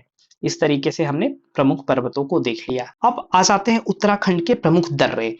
अब नेक्स्ट टॉपिक हमारा हो जाती है, जिसको हम डिस्कशन करेंगे, उत्तराखंड के प्रमुख दर्रे। अगर हमें उत्तर से दक्षिण के क्रम में प्रमुख दर्रे को लगाने को दे दिया जाए तो कैसे होंगे, तो सबसे उत्तर में कौन सा है, माना है। उसके बाद ढूंगरीला है। उसके बाद नीति है। नीति के बाद किंगरी बिगरी है। किंगरी बिगरी के बाद बड़ा लाचा है। बड़ा लाचा के बाद घटर लिया है। फिर इसके बाद कोई दर्रा है। कोई दर्रा के बाद म्यूंडार दर्रा है। फिर इसके बाद सलसला दर्रा है। सलसला के बाद कौन सा है, तंजुम दर्रा है। तंजुम है। उसके बाद कौन सा है, चोर होती है। और चोर होती के बाद क्या है, लमलंग है। तो उत्तर से दक्षिण के क्रम में कौन कौन सा हमने देखा, माना सबसे उत्तर में, उसके बाद डुंगरी के बाद नीति के बाद किंगरी बिगरी, फिर बाड़ा लाचा, फिर घाटर लिया, फिर कोई है, फिर म्यूंडार है, फिर सलसाला है, फिर तंजुम है, फिर चोरहिली है, फिर लमलंग दर्रा है, ध्यान रखना है। तो अगर प्रश्न में उत्तर से दक्षिण के क्रम में आता है तो ये क्रम हो जाएगा। नेक्स्ट हम देखते हैं, दर्रा को गिरिद्वार और पास भी कहते हैं। दर्रा को और क्या कहते हैं, गिरिद्वार भी कहते हैं, साथ में इंग्लिश में तो जानते ही हम पास कहते हैं। नेक्स्ट है किंगरी बिंगरी। किंगरी बिंगरी क्या है, किंगरी बिंगरी की क्या विशेषता है कि चमोली को तिब्बत से जोड़ता है। चमोली को तिब्बत से कौन जोड़ता है, तो किंगरी बिंगरी है, ध्यान रखना है। चमोली को तिब्बत से किंगरी बिंगरी। नेक्स्ट है सिनला दर्रा दारमा और ब्यास नदी को जोड़ता है। नैनीताल को लेक जिला भी कहते हैं। श्री गगकंटक दर्रा उत्तरकाशी को हिमालय से जोड़ता है, ध्यान रखना। टिफिन टॉप कहाँ पे है, तो नैनीताल में स्थित है। बफर पॉल्सी यातच्छ, ये ऊंचे बुग्याल में रहने वाले चरवाहे हैं। बकर पालसी यतच्छ, जो बुग्याल में रहते हैं, बुग्याल में रहने वाले क्या है, चरवाहे हैं, ध्यान रखना है। दुधोतोली उत्तराखंड का पामीर कहा जाता है। दुधोतोली को क्या कहा जाता है, उत्तराखंड का पामीर कहा जाता है। ये कहाँ पे है, तो ये पौड़ी गढ़वाल में स्थित है। अब हम मैप के थ्रू देखते हैं, तो मैप के थ्रू में हम देखते हैं, सबसे पहले आ जाते हैं हम पश्चिम की ओर से, तो श्री कंठ दर्रा कहाँ पे, उत्तरकाशी में है। उसके बाद लगातार ये देखते हैं मुलिंगला, मुलिंगला के बाद थांगला, फिर नेलांग, फिर सनकोचला दर्रा है। कुल कितने दर्रे हैं, तो कुल 11 दर्रे हैं, ध्यान रखना है। चमोली में कौन, मार्चयोग, थूपीटुन्ना, बरहुती, लातूबुरा और सुंदरदुमा दर्रा है, ध्यान रखना है। इस तरीके से आप एक बार मैप को देख के अपने माइंड में मेमोराइज करिए, एक पिक्चर क्रिएट करिए, जिससे आप इसको बना सके। और हम तो रिवाइज करा ही रहे हैं, तो रिवाइज में एक बार देख लेते हैं, नॉर्थ टू साउथ क्रम देख लेते हैं। North to north to south देख लेते हैं। तो सबसे नॉर्थ में कौन सा है, माना है। माना है, माना के बाद कौन सा हमने देखा, डुंगरी देखा। माना के बाद कौन सा, डुंगरी दर्रा देखा। डुंगरी के बाद कौन सा देखा, नीति दर्रा देखा। नीति के बाद किंगरी बिंगरी देखा। किंगरी बिंगरी के बारे में हमने क्या, किंगरी बिंगरी, और किंगरी बिंगरी के बारे में हमने क्या पढ़ा था, तो किंगरी बिंगरी क्या करता है, चमोली को तिब्बत से जोड़ता है। क्या करता है, चमोली को तिब्बत से जोड़ता है, तिब्बत से जोड़ता है। इसके बाद कौन सा आ जाता है, बड़ा लाचा आ जाता है, बड़ा लाचा आ जाता है, ध्यान रखना है। फिर कोई दर्रा आ जाता है, कौन सा, कोई दर्रा आ जाता है। तो इस तरीके से प्रमुख ये हो गए। और और क्या देखा हमने, तो और देखा नैनीताल को क्या कहा जाता है, नैनीताल जिले को लेक जिला कहा जाता है। टिफिन टॉप कहाँ पे है, टिफिन टॉप कहाँ पे है, तो टिफिन टॉप भी नैनीताल में हमको देखने को मिलता है। और नेक्स्ट है दूधोतोली। दूधोतोली को क्या कहते हैं, दूधोतोली को उत्तराखंड का पामीर कहा जाता है, पामीर कहा जाता है। और दूधोतोली है कहाँ पे, तो दूधोतोली हमको पौड़ी गढ़वाल जिले में देखने को मिलता है, पौड़ी गढ़वाल जिले में देखने को मिलता है। इस तरीके से हमने प्रमुख दर्रों को देखा और कुछ दर्रों की विशेषताएं भी देखते हैं। नेक्स्ट टॉपिक देखते हैं, उत्तराखंड में प्रमुख दर्रे की विशेषताएं। तो प्रमुख दर्रे जो हैं और उनकी विशेषताएं, तो इसमें सबसे पहले देखते हैं लिपू लेक दर्रा को। तो लिपू लेक दर्रा आपको पता है कि ये भारत नेपाल के बीच विवादित है, और यहीं से होकर लिपू लेक दर्रा से होकर मानसरोवर यात्रा, ये मानसरोवर के जो यात्री होते हैं जाने के लिए प्रयोग करते हैं लिपू लेक दर्रा का। और ये किस जिले में है लिपू लेक, तो पिथौरागढ़ जिले में है। पिथौरागढ़ जिले में स्थित है लिपू लेक दर्रा, भारत और नेपाल के बीच विवादित है और मानसरोवर यात्रा के लिए ये प्रयोग किया जाता है। ये हो गया लिपू लेक दर्रा से संबंधित कुछ महत्वपूर्ण फैक्ट। नेक्स्ट आ जाते हैं श्रीयंत्र टापू। श्रीयंत्र टापू कहाँ पे है, श्रीनगर पे है। और ये श्रीनगर कहाँ पे, गढ़वाल में स्थित है। 10 नवंबर 1995 को आमरण अनशन पर 10 नवंबर 1995 को आमरण अनशन पर बैठे आंदोलनकारियों पर पुलिस की लाठीचार्ज से यशोधर तथा राजेश रावत की मृत्यु हो गई थी। कहां पे, श्रीयंत्र टापू में। नेक्स्ट मुलिंगला दर्रा, यह कहाँ पे, उत्तरकाशी और तिब्बत को जोड़ती है, उत्तरकाशी और तिब्बत को मुलिंगला दर्रा जोड़ती है। नेक्स्ट है कत्यूरी घाटी, ये क्या है, इसी को बैजनाथ को कहा जाता है। कत्यूरी घाटी किसको, बैजनाथ को कहा जाता है। ये कत्यूरी वंश के शासनकाल से संबंधित है। इनका शासनकाल 7वीं से 10वीं शताब्दी तक था। क्या था, 7वीं से 10वीं शताब्दी तक था। पहाड़ों की रानी किसे कहते हैं, तो मसूरी को पहाड़ों की रानी कहा जाता है। धर्म घाटी कहाँ पे है, पिथौरागढ़ जिले में स्थित है। ये सोर घाटी कहाँ है, ये पिथौरागढ़ के लिए प्रयोग किया जाता है। यह शब्द उत्तराखंड के पिथौरागढ़ के लिए प्रयोग किया जाता है। नेक्स्ट देहरादून का वाडिया संस्था, ये भूविज्ञान संस्था, वाडिया संस्था कौन सी है, भूविज्ञान की संस्था है। यह वाडिया हिमालय भूविज्ञान संस्था कहाँ पे, देहरादून में है, ध्यान रखना है। तो एक बार हम फिर से रिवाइज करते हैं इन्हीं चीजों को। तो हमने देखा लिपू लेक दर्रा सबसे पहले, तो लिपू लेक दर्रा कहाँ पे स्थित है, सबसे बड़ी बात ये, तो कहाँ पे, पिथौरागढ़ में है, पिथौरागढ़ में है। और ये महत्वपूर्ण क्यों है, क्योंकि मानसरोवर यात्रा में मानसरोवर यात्री इसको प्रयोग करते हैं। और ये भारत और नेपाल के मध्य, भारत एवं नेपाल के मध्य क्या है, विवादित है, ये भी ध्यान रखना है। इसके मध्य लिपू लेक दर्रा से संबंधित। नेक्स्ट हमने देखा था श्रीयंत्र टापू को। श्रीयंत्र टापू ये कहाँ पे है, श्रीयंत्र टापू कहाँ पे है, तो ये गढ़वाल में हमको देखने को मिलता है। कहाँ पे, गढ़वाल में हमको देखने को मिलता है। यहाँ पे यशोधर तथा राजेश रावत, कौन, यशोधर और राजेश रावत क्या हो गया था, आमरण अनशन पर बैठे थे। कब, 10 नवंबर 1995 को, तो इन पे लाठीचार्ज के कारण इनकी क्या हो गई थी, मृत्यु हो गई थी। नेक्स्ट हमने देखा था मुलिंगला दर्रा। अब मुलिंगला दर्रा कहाँ है दोस्तों, तो ये उत्तरकाशी में, कहाँ पे, उत्तरकाशी डिस्ट्रिक्ट में है। और ये कहाँ, तिब्बत से जोड़ता है, कौन सा, मुलिंगला दर्रा। पहाड़ों की रानी किसे कहते हैं? तो आप सबको पता है पहाड़ों की रानी। पहाड़ों की रानी कौन सी है? तो मसूरी। मसूरी क्या है? पहाड़ों की रानी है। धर्मघाटी कहाँ पे है? तो ये पिथौरागढ़ में है, ध्यान रखना। वाडिया संस्था कैसे है? वाडिया संस्था के बारे में, वाडिया संस्था ये भूविज्ञान की संस्था है। भूविज्ञान की संस्था वाडिया हिमालय भूविज्ञान संस्थान कहाँ पे स्थित है? तो ये देहरादून में स्थित है, देहरादून में स्थित है। अगला देखते हैं उत्तराखंड की नदियां। महत्वपूर्ण टॉपिक हो जाता है उत्तराखंड की नदियां। तो इससे संबंधित कुछ पहले फैक्ट देख लेते हैं। तो उत्तराखंड में हमको पंचप्रयाग देखने को मिलता है। तो सबसे पहले हम बात करते हैं देवप्रयाग। तो देवप्रयाग क्या है? देवप्रयाग भागीरथी और अलकनंदा का संगम क्षेत्र है। देवप्रयाग क्या है? तो भागीरथी और अलकनंदा, भागीरथी और अलकनंदा जहां पे मिलती है संगम, इसको क्या बोलते हैं? देवप्रयाग बोलते हैं, ध्यान रखना। यहाँ से गंगा नदी निकलती है और देवप्रयाग से जब भागीरथी और अलकनंदा मिलती है तो इसके आगे किस नाम से? गंगा के नाम से जानी जाती है, ध्यान रखना है। नेक्स्ट आता है रुद्रप्रयाग। रुद्रप्रयाग में कौन है? अलकनंदा और मंदाकिनी। अलकनंदा और मंदाकिनी जहां पे मिलती है उसको रुद्रप्रयाग है, वहां पे अलकनंदा और मंदाकिनी का संगम है। नेक्स्ट आ जाता है कर्णप्रयाग। तो ये कर्णप्रयाग क्या है? अलकनंदा और पिंडार, अलकनंदा और पिंडार के संगम क्षेत्र को कर्णप्रयाग कहते हैं। और विष्णुप्रयाग कौन है? धौली गंगा और अलकनंदा, धौली गंगा और अलकनंदा के संगम क्षेत्र को क्या कहते हैं? विष्णुप्रयाग कहते हैं, ध्यान रखना। अब गंगा नदी की कुल लंबाई कितनी है? तो 2525 किलोमीटर क्या है? गंगा नदी की कुल लंबाई है। और उत्तराखंड में 110 किलोमीटर इसकी कुल लंबाई है। अब हम मैप के थ्रू देखते हैं। तो ये हो गया यमुनोत्री। यमुनोत्री पे हमने क्या देखा था? बंदर पूंछ देखा था ना, बंदर पूंछ देखा था, बंदर पूंछ देखा था। यहीं से बंदर पूंछ में यमुनोत्री से, यहीं से क्या कौन सी नदी निकलती है? तो गंगा, सॉरी, यहाँ से यमुनोत्री से यमुना नदी निकलती है यहाँ से, आप ये ध्यान रखना है। ये हुई। अब यहाँ से हम आते हैं, अब देखते हैं, ये हुई अलकनंदा। अलकनंदा बद्रीनाथ क्या है? तो अलकनंदा के तट पे स्थित है। कौन सा? बद्रीनाथ अलकनंदा के तट पे स्थित है। अब सबसे हम पहले देखते हैं विष्णुप्रयाग। विष्णुप्रयाग कहाँ पे है? तो धौली गंगा और अलकनंदा, धौली गंगा और अलकनंदा जहां पे मिल रही हैं उनके संगम क्षेत्र को विष्णुप्रयाग कहते हैं। कर्णप्रयाग अलकनंदा और पिंडार, अलकनंदा और पिंडार के संगम क्षेत्र को क्या बोलते हैं? तो अलकनंदा और पिंडार के संगम क्षेत्र को कर्णप्रयाग बोलते हैं। रुद्रप्रयाग कहाँ है? मंदाकिनी। रुद्रप्रयाग कहाँ है? अलकनंदा और मंदाकिनी, अलकनंदा और मंदाकिनी के संगम क्षेत्र को क्या बोलते हैं? रुद्रप्रयाग बोलते हैं। और भागीरथी और अलकनंदा के संगम क्षेत्र को देवप्रयाग बोलते हैं, ध्यान रखना है। तो ये हो गया हमारा पंचप्रयाग। और कुछ नदियों को देख लेते हैं।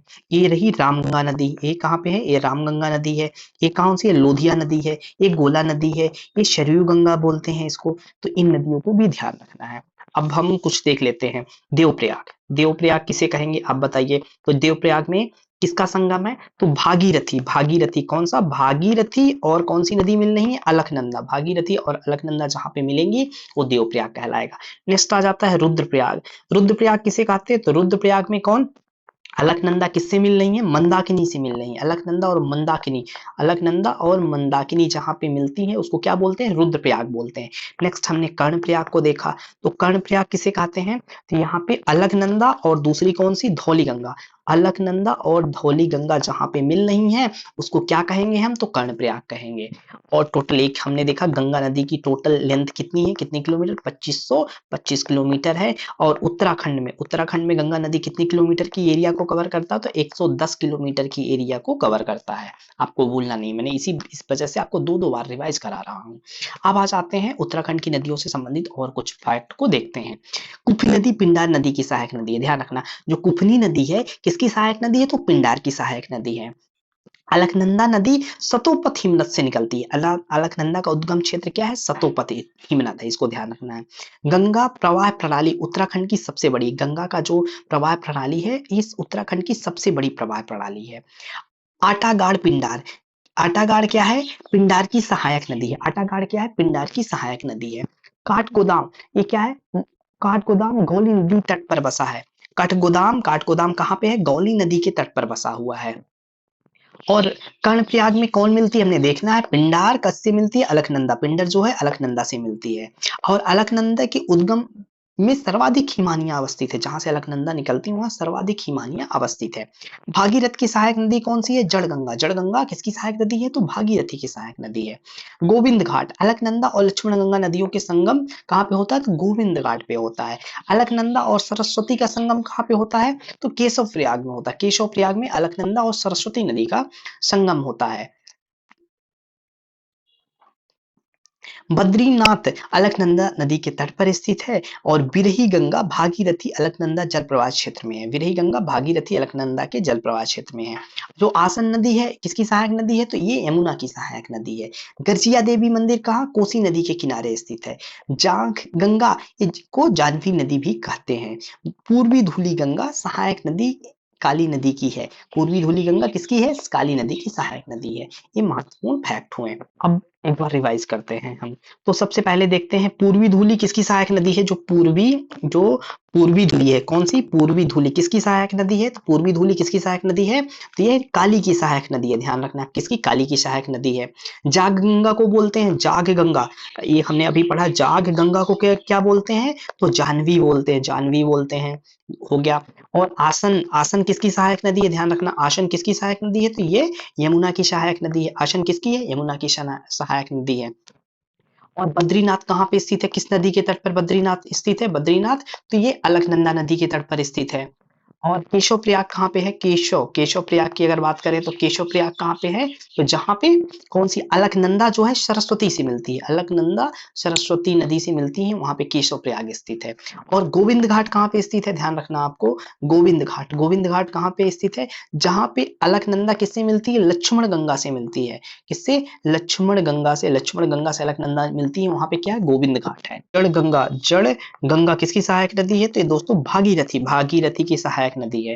इसी तरीके से आपको ध्यान रखना है। और एक महत्वपूर्ण, अलकनंदा जो है कहाँ से निकलती है? अलकनंदा कहाँ से निकलती है? तो अलकनंदा कहाँ से निकलती है?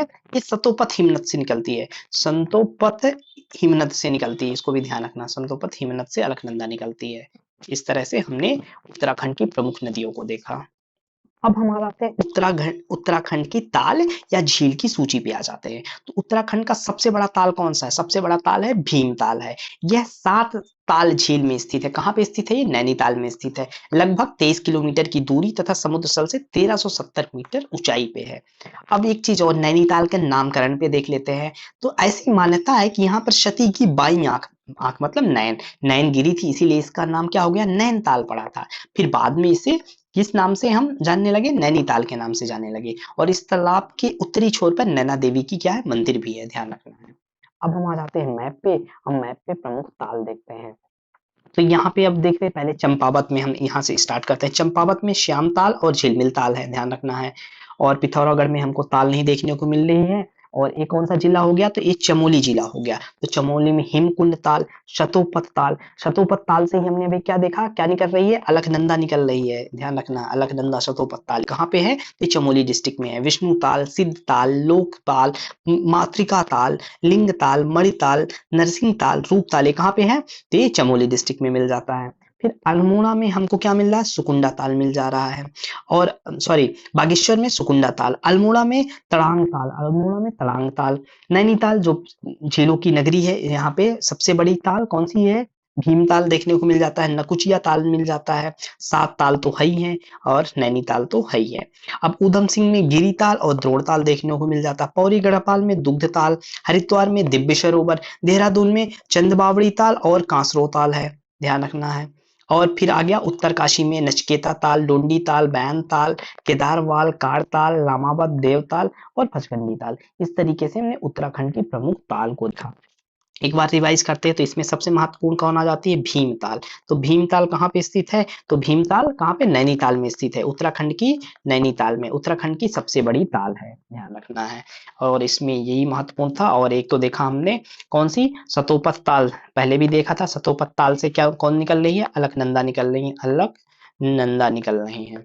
ये महत्वपूर्ण ताल या झील हो गई। कुछ और देखते हैं, और विशेषताएं ताल की। और विशेषता अगर हम देखते हैं तो सबसे पहले ये देखते हैं कि नैनीताल, नैनीताल का मुख्य आकर्षण क्या है? यहाँ की जो नैनी झील है, नैनी झील जो है यहाँ का मुख्य आकर्षण है। स्कंद पुराण में इसे त्रिऋषि सरोवर भी कहा गया है। नैनीताल को त्रिऋषि सरोवर भी कहा गया है। नेक्स्ट है नौकुचिया ताल। नौकुचिया ताल अभी नौकुचिया ताल हमको कहाँ देखने की मिली थी, आप कमेंट में हमको बताएंगे नौकुचिया ताल कहाँ पे होगी। ये 9 कोने की ताल है और ऐसा ये टेढ़ी मेढ़ी 9 कोने हैं और ऐसी मानता है कि जो एक साथ मतलब एक साथ इन 9 कोनों को देख सकता है उसे क्या होगी, मोक्ष की प्राप्ति हो जाती है। परंतु ये है कि 7 से अधिक कोने एक बार में देखे ही नहीं जा सकते हैं। तो नौकुचिया ताल 9 कोने की ताल है जो कि इस अंचल में यदि कोई यह मान्यता है कि एक ही दृष्टि से 9 तालों को देख लेता है तो मोक्ष प्राप्त होती है। और यहाँ की मुख्य विशेषता यह है कि यहाँ विदेशों से आए हुए कई प्रकार के पक्षी रहते हैं। अब पक्षियों की दृष्टि से ये महत्वपूर्ण ताल हो जाती है।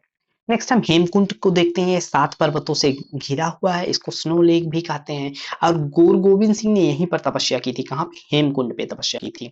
नेक्स्ट है 7 ताल। ये 7 ताल से मिलकर बना है। 7 ताल कौन कौन सी है? तो राम ताल, लक्ष्मण ताल, सीता ताल, गरुड़ ताल, सुख ताल, नल दमयंती ताल और कौन सी? पूर्ण ताल। इन 7 तालों से मिलकर ये बनी हुई है। नेक्स्ट यम ताल जो है ये हमेशा बर्फ में ढकी रहती है। यम ताल कहाँ? हमेशा बर्फ में ढकी रहती है। बासुकी ताल में लाल रंग का पानी होता है। बासुकी ताल में लाल रंग का पानी और नीले रंग के कमल के लिए प्रसिद्ध है। अप्सरा ताल को अछारी ताल भी कहते हैं। महाशर ताल को भाई बहन ताल भी कहते हैं। डोंडी ताल को 6 कोनों की ताल कहते हैं। पचकंडी ताल को उबलता जल आता। पचकंडी ताल में उबलता हुआ जल आता है। श्याम ताल या सफेद कमल के लिए प्रसिद्ध है। विवेकानंद का आश्रम भी है। रूपकुंड में कंकाली ताल, रहस्यमयी ताल कहते हैं। नंदा देवी का राज उत्सव रूपकुंड में ही मनाया जाता है। तो ये रही उत्तराखंड की झील की कुछ विशेषताएं। अब आ जाते हैं बांध पे। तो उत्तराखंड के प्रमुख बांध, तो प्रमुख बांध में हम देखते हैं उत्तरकाशी जिले में 2 बांध, मनेरी और पाला बांध। उत्तरकाशी में मनेरी और बाधा बांध। फिर हम देहरादून पे आ जाते हैं। तो देहरादून में 2 बांध, इचारी और किशाऊ बांध। इचारी और किशाऊ बांध आ जाते हैं। फिर नेक्स्ट आ जाते हैं टिहरी और पौड़ी गढ़वाल क्षेत्र में। तो टिहरी के बांध और कोटेश्वर बांध, टिहरी और कोटेश्वर बांध आ जाता है। फिर साथ में पौड़ी गढ़वाल में एक हम रामगंगा बांध को भी देखते हैं। नेक्स्ट नैनीताल में आ जाता है जामरानी बांध और भीमताल। जामरानी और भीमताल बांध आ जाता है।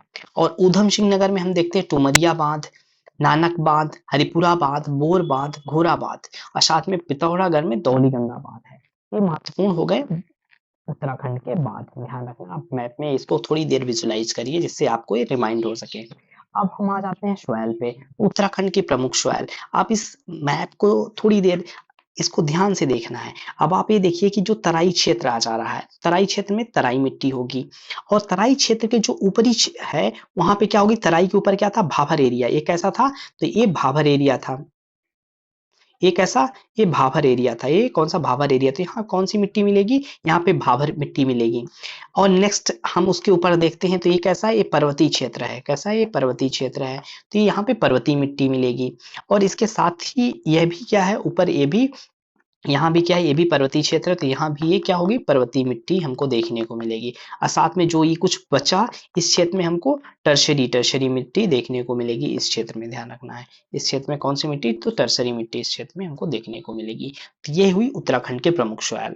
तो ये तराई हुई, तराई के ऊपर क्या हुआ, भाभर हुआ, भाभर के ऊपर कुछ हमको टर्शरी मिली, नहीं तो पर्वतीय मिट्टी देखने को मिलती है। अब हम उत्तराखंड में राष्ट्रीय उद्यान तथा टाइगर रिजर्व को देखते हैं। तो उत्तराखंड में राष्ट्रीय उद्यान और टाइगर रिजर्व को देखते हैं। तो हम मैप के माध्यम से टाइगर रिजर्व और वन जीव विहार को देख रहे हैं। तो सबसे पहले हम देखते हैं पिथौरागढ़ में। तो पिथौरागढ़ में क्या है, आस्कोट वन्य जीव विहार है। कौन सा है? आस्कोट वन्य जीव विहार हमको देखने को मिलता है। फिर हम देखते हैं अल्मोड़ा। अल्मोड़ा में कौन सा है? विंशर वन्य जीव विहार कहाँ पे है? अल्मोड़ा में है। और नैनीताल में देखते हैं तो नैनीताल में एक नैंदोर वन्य जीव विहार है और साथ में जिम कार्बेट तो नैनीताल में है ही है। अब नैनीताल के बाद हम आ जाते हैं पौड़ी गढ़वाल में। तो पौड़ी गढ़वाल में सोना नदी वन्य जीव विहार हमको देखने को मिल जाता है। फिर उसके ऊपर आते हैं तो हरिद्वार, उसके नॉर्दर्न जैसे भी बढ़ते हैं तो हरिद्वार। हरिद्वार में एक तो राजाजी नेशनल पार्क है और टाइगर रिजर्व, और दूसरा कौन सा है? राजाजी वन्य जीव विहार, झिलमिल वन्य विहार हमको देखने को मिल जाता है हरिद्वार में। हरिद्वार से नॉर्दर्न और बढ़ते हैं हम तो हम आ जाते हैं देहरादून में। देहरादून में क्या स्थित है? तो वन अनुसंधान संस्थान ही है, फॉरेस्ट रिसर्च इंस्टीट्यूट ही स्थित है। नेक्स्ट है इंदिरा गांधी राष्ट्रीय वन संस्था भी स्थित है। मसूरी वन्य जीव विहार भी स्थित है। आसान बैराज वन्य जीव विहार भी स्थित है। कहाँ पे? देहरादून में। देहरादून से और आगे नॉर्थ की ओर बढ़ते हैं तो हमको गोविंद पशु विहार मिलता है और गोविंद राष्ट्रीय उद्यान, गंगोत्री राष्ट्रीय उद्यान भी देखने को मिलते हैं। और साथ ही सबसे महत्वपूर्ण चमोली में फूलों की घाटी वन्यजीव विहार है। फूलों की घाटी वन्यजीव विहार कहाँ पे है? चमोली डिस्ट्रिक्ट में है। और फूलों की घाटी राष्ट्रीय उद्यान, नंदा देवी राष्ट्रीय उद्यान, ये दोनों कहाँ पे है? नंदा देवी भी और फूलों की घाटी भी। ये कहाँ पे? हमको चमोली डिस्ट्रिक्ट में देखने को मिलेगी। बहुत महत्वपूर्ण है, ध्यान रखना है आपको। बहुत महत्वपूर्ण, एक बार रिवाइज कराता हूँ। हमको फूलों की घाटी, वैली ऑफ फ्लावर, कौन सी बात कर रहे हैं हम? वैली ऑफ फ्लावर कहाँ पे देखने को मिलेगी? तो वैली ऑफ फ्लावर कहाँ पे? चमोली में देखने को मिलेगी। चमोली डिस्ट्रिक्ट में वैली ऑफ फ्लावर है। और क्या है चमोली डिस्ट्रिक्ट में? चमोली डिस्ट्रिक्ट में हमको Nanda Devi national park, Nanda Devi national park भी हमको कहाँ पे मिलेगा? तो चमोली डिस्ट्रिक्ट में मिलेगा। साथ में हमको यहाँ पे चमोली में क्या है? वन्यजीव विहार भी है, वन्य जीव विहार भी है। ये सब कहाँ की बात कर रहे हैं? इन तीनों कहाँ पे है? तो ये सब है चमोली डिस्ट्रिक्ट में, चमोली डिस्ट्रिक्ट में, ध्यान रखना है आपको। और हम बात करें देहरादून में, तो देहरादून में हमको क्या क्या देखने को मिल जाता है? तो देहरादून में हमको सबसे पहले FRI, forest reserve institute, one अनुसंधान संस्था, और मसूरी वन्यजीव विहार। और कौन सा है? मसूरी वन्यजीव विहार है। आसान बैराज है, आसान बैराज है। इंदिरा गांधी राष्ट्रीय वन संस्था भी कहाँ पे? देहरादून में है, ध्यान रखना है आपको। और आप बताइए आप कि राजा जी नेशनल पार्क कहाँ है? राजा जी नेशनल पार्क कहाँ पे है? नेशनल पार्क कहाँ पे है? तो ये कहाँ पे देखने को मिलेगा? तो ये हमको हरिद्वार में देखने को मिलेगा। रिवाइज करते रहिए आप लोग, भूलिए मत कि राजा जी राष्ट्रीय उद्यान कहाँ पे मिलेगा? तो ये हमको हरिद्वार में मिलेगा। और जिम कार्बेट कहाँ पे मिलेगा? जिम कार्बेट नेशनल पार्क कहाँ पे मिलेगा? तो ये हमको नैनीताल में मिलेगा। नैनीताल में कौन सा है? जिम कार्बेट है, नैनीताल में जिम कार्बेट है। साथ ही कुछ और हम जानकारी लेते हैं राष्ट्रीय उद्यान तथा टाइगर रिजर्व से संबंधित। तो गंगोत्री राष्ट्रीय उद्यान सबसे पहले आ जाता है। गंगोत्री राष्ट्रीय उद्यान ये कहाँ पे है? उत्तरकाशी जिले में। गंगोत्री राष्ट्रीय उद्यान कहाँ पे? उत्तरकाशी जिले में स्थित है। गंगोत्री हिमानी के मुख पर स्थित गोमुख, गोमुख भी कहाँ है? हम देखते हैं गंगोत्री हिमानी पे भी है। और गोमुख से ही क्या है? गंगा नदी का उद्गम होता है। गंगा नदी का मूल स्रोत भी कहाँ से है? गोमुख से ही है। इस राष्ट्रीय उद्यान की स्थापना कब हुई थी? तो 1989 में करी गई थी। 1989 में गंगोत्री राष्ट्रीय उद्यान स्टैब्लिश हुआ था। यह राज्य का सबसे बड़ा राष्ट्रीय उद्यान है। तो सबसे बड़ा राष्ट्रीय उद्यान कौन हुआ? तो गंगोत्री राष्ट्रीय उद्यान, भूलना नहीं दोस्तों, गंगोत्री राष्ट्रीय उद्यान राज्य का सबसे बड़ा राष्ट्रीय उद्यान है। इसमें क्या मिलता है? तो हेमतेदुआ, हिमालय भालू और कस्तूरी मृग मिलती है, ध्यान रखना है। नेक्स्ट आ जाते हैं नंदा देवी राष्ट्रीय उद्यान। तो नंदा देवी राष्ट्रीय उद्यान कहाँ पे है? तो चमोली जिले में है, स्थित है। 1982 में इसकी स्थापना होती है और 1988 में विश्व संगठन यूनेस्को द्वारा विश्व धरोहर के रूप में घोषित किया जाता है। किसी को? नंदा देवी राष्ट्रीय उद्यान को। फूलों की घाटी राष्ट्रीय उद्यान चमोली जिला में स्थित है। फूलों की घाटी, वैली ऑफ फ्लावर कहाँ पे है? तो चमोली जिले में स्थित है। यूनेस्को द्वारा 1982 में घोषित विश्व धरोहर स्थल घोषित किया गया था। किसको? फूलों की घाटी को 1982 में क्या किया गया था? विश्व वर्ल्ड हेरिटेज साइट घोषित किया गया था। नंदा देवी राष्ट्रीय उद्यान का एक भाग है। नंदा देवी का क्या भाग है? यहाँ पे आप देखिए, तो राजा जी नेशनल पार्क जो है नंदा देवी का पार्ट है। राजा जी राष्ट्रीय उद्यान हरिद्वार में स्थित है, हरिद्वार में स्थित है। 1983 से पहले इस क्षेत्र में फैले 1983 से पहले इस क्षेत्र में फैले जंगलों को 3 अभयारण्य थे। कौन कौन से? राजा जी, मोतीचूर और चिल्ला। और 1983 में इन तीनों को मिला दिया गया। 1983 में इन तीनों को मिला दिया गया और चक्रवर्ती राजा गोपालाचारी, श्री राजा गोपालाचारी के नाम पे इसका नाम राजा जी नेशनल पार्क रख दिया गया है। अब जिम कार्बेट की बात कर लेते हैं, तो जिम कार्बेट कहाँ पे मिलता है? तो ये नैनीताल में स्थित है और भारत का सबसे पुराना राष्ट्रीय पार्क है। कब प्रारंभ हुआ? तो 1936 में प्रारंभ हुआ। बंगाल बांध की रक्षा के लिए क्या बनाया गया? हेली नेशनल पार्क के रूप में स्थापित किया गया। तो भारत का सबसे पुराना राष्ट्रीय पार्क कौन होगा? हेली नेशनल पार्क होगा। नेक्स्ट, गोविंद पशु विहार। गोविंद पशु विहार उत्तरकाशी में स्थित है। गोविंद पशु विहार कहाँ है? तो उत्तरकाशी में स्थित है। गोविंद वल्लभ पंत के नाम पे इसका नाम रखा गया है। इसका नाम गोविंद वल्लभ पंत के नाम पे रखा गया है। हिमतेदुआ परियोजना का संचालन इसी में होता है। हिमतेदुआ का भी परिचालन इसी में होता है। इस तरीके से हमने महत्वपूर्ण डिटेल भी देखा। नेक्स्ट अगर हम इसको रिवाइज करते हैं तो बताइए गोविंद पशु विहार कहाँ पे है? गोविंद पशु विहार अभी डिस्कस किया। गोविंद पशु विहार कहाँ पे है? तो ये कहाँ पे? उत्तरकाशी जिले में स्थित है। यहीं पे गोविंद वल्लभ पंत के नाम से रखा गया है इसका नाम। यहीं पे क्या होता है? हिम तेंदुआ परियोजना चल रही है। किसकी? हिम तेंदुआ परियोजना चल रही है।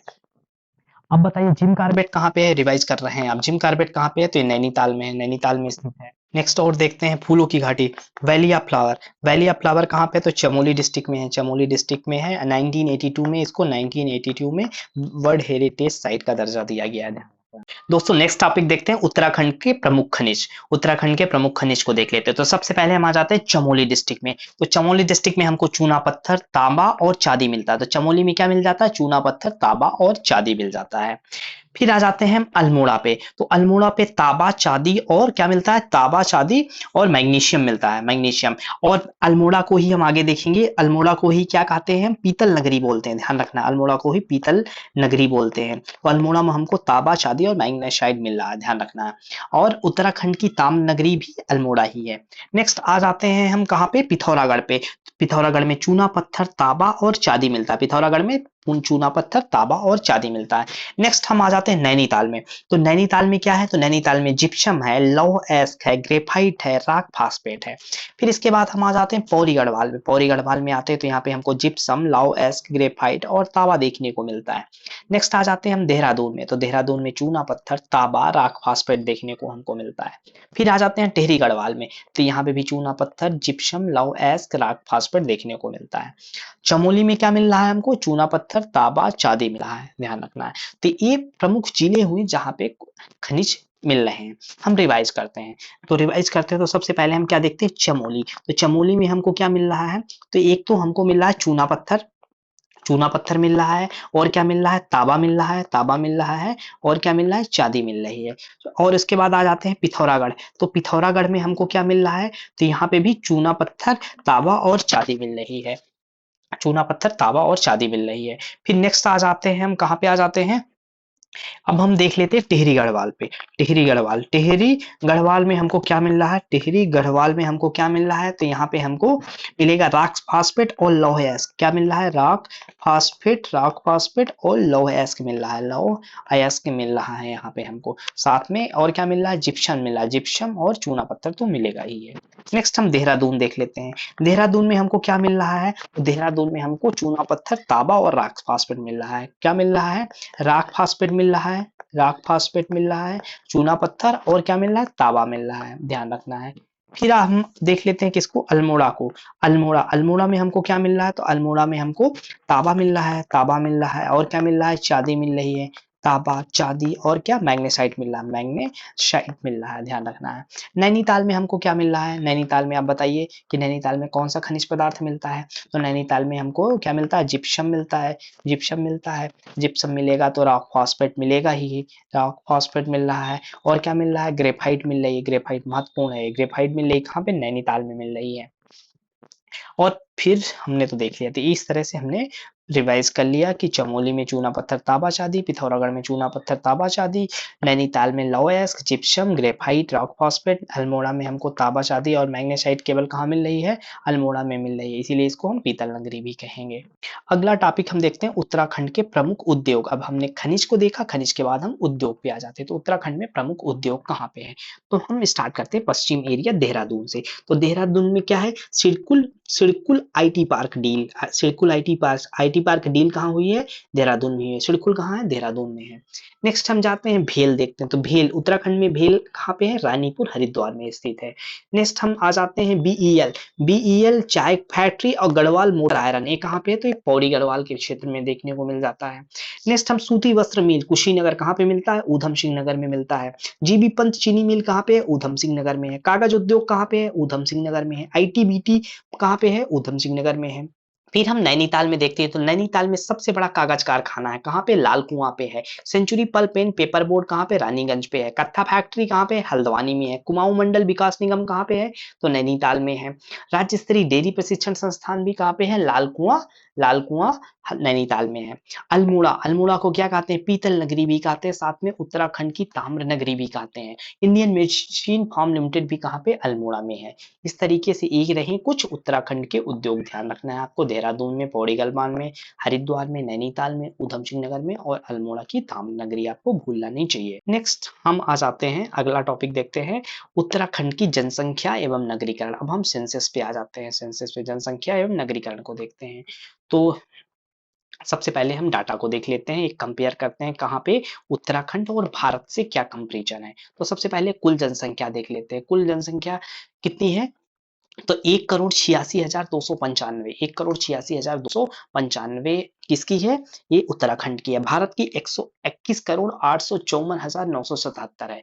121,854,977 ये भारत की है और 1,86,02,95। अगर हम परसेंटेज की देखेंगे in comparison to India's population 0.83% है किसकी? उत्तराखंड की पॉपुलेशन।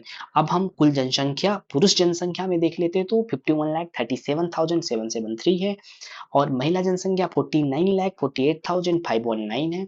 और अगर हम 10 की डिकेडल ग्रोथ देखते हैं, 10 की वृद्धि दर, तो उत्तराखंड की 18.8% है जबकि भारत की 17.7% है। सेक्स रेशियो देखते हैं लिंगानुपात, तो उत्तराखंड का लिंगानुपात 963 है जबकि भारत का लिंगानुपात कितना है? 943 है। शिशु लिंगानुपात की अगर बात करते तो उत्तराखंड में 890 है और भारत का शिशु लिंगानुपात 919 है। अब हम मैप के माध्यम से देखते हैं तो सबसे घनत्व में सबसे कम घनत्व वाला जिला कौन सा हो जाता है? सबसे कम घनत्व वाला जिला कौन हो जाता है? उत्तरकाशी हो जाता है। और सबसे कम में कितना है? 41। यहाँ का जो डेंसिटी है कितना है? केवल 41 है, 41 डेंसिटी है, ध्यान रखना है आपको। और उत्तराखंड की डेंसिटी कितनी है? उत्तराखंड की डेंसिटी की बात करें तो 189 है। उत्तराखंड की टोटल 189 है और सबसे कम डेंसिटी कहाँ पे है? डेंसिटी में अगर हम बात करें घनत्व में सबसे कम कहाँ पे है तो ये हमको उत्तरकाशी में मिल जाती है, ध्यान रखना है। और डेंसिटी सबसे ज्यादा कहाँ पे है ये आप हमें कमेंट में बताएंगे, ध्यान रखना है।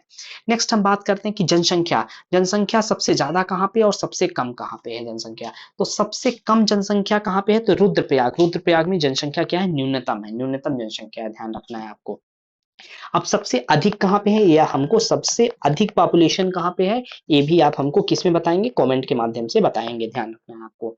अब देखते हैं लिंगानुपात की बात करें तो सबसे अधिक लिंगानुपात कहाँ पे? अल्मोड़ा में है, अल्मोड़ा में सबसे अधिक लिंगानुपात है। और सबसे कम लिंगानुपात हरिद्वार में, सबसे कम लिंगानुपात कहाँ पे? हरिद्वार में भी, हरिद्वार में भी है। अब चलिए मैं ही बता देता हूँ कि सबसे अधिक घनत्व कहाँ पे है? तो सबसे अधिक घनत्व कहाँ पे है? तो हरिद्वार में सबसे अधिक घनत्व भी है। कितना घनत्व है? 801 है, 801 घनत्व है हरिद्वार का। घनत्व कितना है? 801 है। और यहाँ पे घनत्व के साथ साथ पॉपुलेशन भी रिलेट करती थी, यहाँ की पॉपुलेशन भी मैक्सिमम है। कहाँ की? हरिद्वार की। ये हमने महत्वपूर्ण फैक्ट देखा, एक बार रिवाइज करिए क्योंकि बहुत महत्वपूर्ण है। उत्तराखंड की जो टोटल पॉपुलेशन है, टोटल पॉपुलेशन कितनी है? तो 1,86,295 है जो कि इंडिया की पॉपुलेशन की कितनी? 0.83% ऑफ इंडिया की पॉपुलेशन की 0.83% है। अगर हम इसी में पॉपुलेशन में मेल और फीमेल को देखें तो मेल और फीमेल की अलग अलग पॉपुलेशन कितनी हो जाती है? तो 51,37,773 ये किसकी है? मेल की है। और फीमेल की कितनी है? पुरुष जनसंख्या और महिला जनसंख्या है 49,48,519 ये फीमेल पॉपुलेशन है। अगर हम 10 की वृद्धि दर यहाँ पे देखते हैं, 10 की वृद्धि दर उत्तराखंड की जो 10 की वृद्धि दर है वो कितनी है? 10 की वृद्धि दर आप बताइए कितनी है? यानी कि 18.8% है। अगर हम भारत की बात करें तो भारत की 10 की वृद्धि दर कितनी है? 17.7 है, 17.7 भारत की है। अब हम बात करते हैं सेक्स रेशियो की तो सेक्स रेशियो लिंगानुपात, भारत का लिंगानुपात कितना है? 943 किसका है? भारत का है। अगर हम बात करें यूके का लिंगानुपात कितना है? तो 963 है, 963 लिंगानुपात किसका? उत्तराखंड का है। अब हम बात करते हैं शिशु लिंगानुपात की, बात करते हैं शिशु लिंगानुपात की अगर बात करें तो उत्तराखंड का शिशु लिंगानुपात कितना है? 890 है, 890 है। वहीं अगर हम भारत के शिशु लिंगानुपात की बात करते हैं तो ये कितना है? 919 है, 919 है। इस तरीके से हमने आपको जनसंख्या से संबंधित कुछ महत्वपूर्ण फैक्ट को रिवाइज कराया। अब हम देखते हैं उत्तराखंड की जनसंख्या नगरीकरण से संबंधित कुछ अन्य फैक्ट। अब इसमें हम देखते हैं ग्रामीण जनसंख्या को देखते हैं। जो उत्तराखंड की ग्रामीण जनसंख्या 69.77% कैसी जनसंख्या है? ग्रामीण जनसंख्या है। अगर हम नंबर में बात करें तो 70,26,954 पॉपुलेशन कहाँ पे निवास कर रही है? तो ये ग्रामीण क्षेत्र में निवास कर रही है। और भारत में कितनी निवास कर रही है? 83.37 करोड़ पॉपुलेशन ग्रामीण क्षेत्र में निवास कर रही है। और टोटल पॉपुलेशन की कितनी परसेंट हो जाती है? 68.8% हो जाती है। अगर हम सारी जनसंख्या की बात कर रहे हैं तो उत्तराखंड में 30,49,338 लोग कहाँ पे? शहरों में निवास करते हैं। इन टर्म ऑफ परसेंटेज 30.23% लोग कहाँ पे हैं? शहरी जनसंख्या में निवास कर रहे हैं। अब हम बात करते हैं घनत्व, तो उत्तराखंड का घनत्व कितना है? उत्तराखंड का घनत्व 189 है और भारत का घनत्व कितना हो जाता है? 382 हो जाता है। अगर हम लिटरेसी रेट की बात करते हैं तो उत्तराखंड की लिटरेसी रेट कितनी है? 78.82% है, जबकि भारत की लिटरेसी रेट कितनी हो जाती है? 70.04%। अगर मेल लिटरेसी रेट उत्तराखंड की देखते हैं तो कितनी है? 87.40 है और वहीं भारत की कितनी है? 82.14% है। जबकि महिला साक्षरता दर की जब हम बात करते हैं तो उत्तराखंड का कितना है? 70% वुमेन लिटरेसी रेट है और भारत सरकार का कितना है? 65.42% फीमेल लिटरेसी रेट है। अब हम बात करते हैं, मैप के थ्रू देख लेते हैं, तो सब ग्रामीण जनसंख्या सबसे ज्यादा कहाँ पे है? तो हमने अभी देखा कि जो उत्तराखंड की कितनी 69.77% पॉपुलेशन कहाँ पे है? ग्रामीण में ही। अब इस ग्रामीण में सबसे ज्यादा जनसंख्या किसमें है? तो चमोली डिस्ट्रिक्ट में सबसे ज्यादा मैक्सिमम ग्रामीण पॉपुलेशन है, हमको देखने को मिल जाएगी।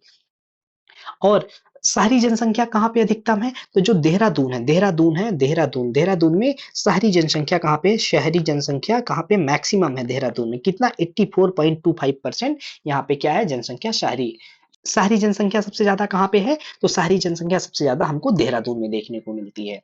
अब हम लिटरेसी रेट की अगर हम बात करें तो साक्षरता सबसे कम कहाँ पे? साक्षरता न्यूनतम कहाँ पे है? ऊधम सिंह नगर में साक्षरता सबसे कम है और सबसे ज्यादा साक्षरता हमको कहाँ पे मिलेगी? 84.25, ये देहरादून में मिलेगी। देहरादून में सबसे ज्यादा साक्षरता हमको देखने को मिल जाती है। एक बार हम फिर से रिवाइज करते हैं इन्हीं फैक्ट को।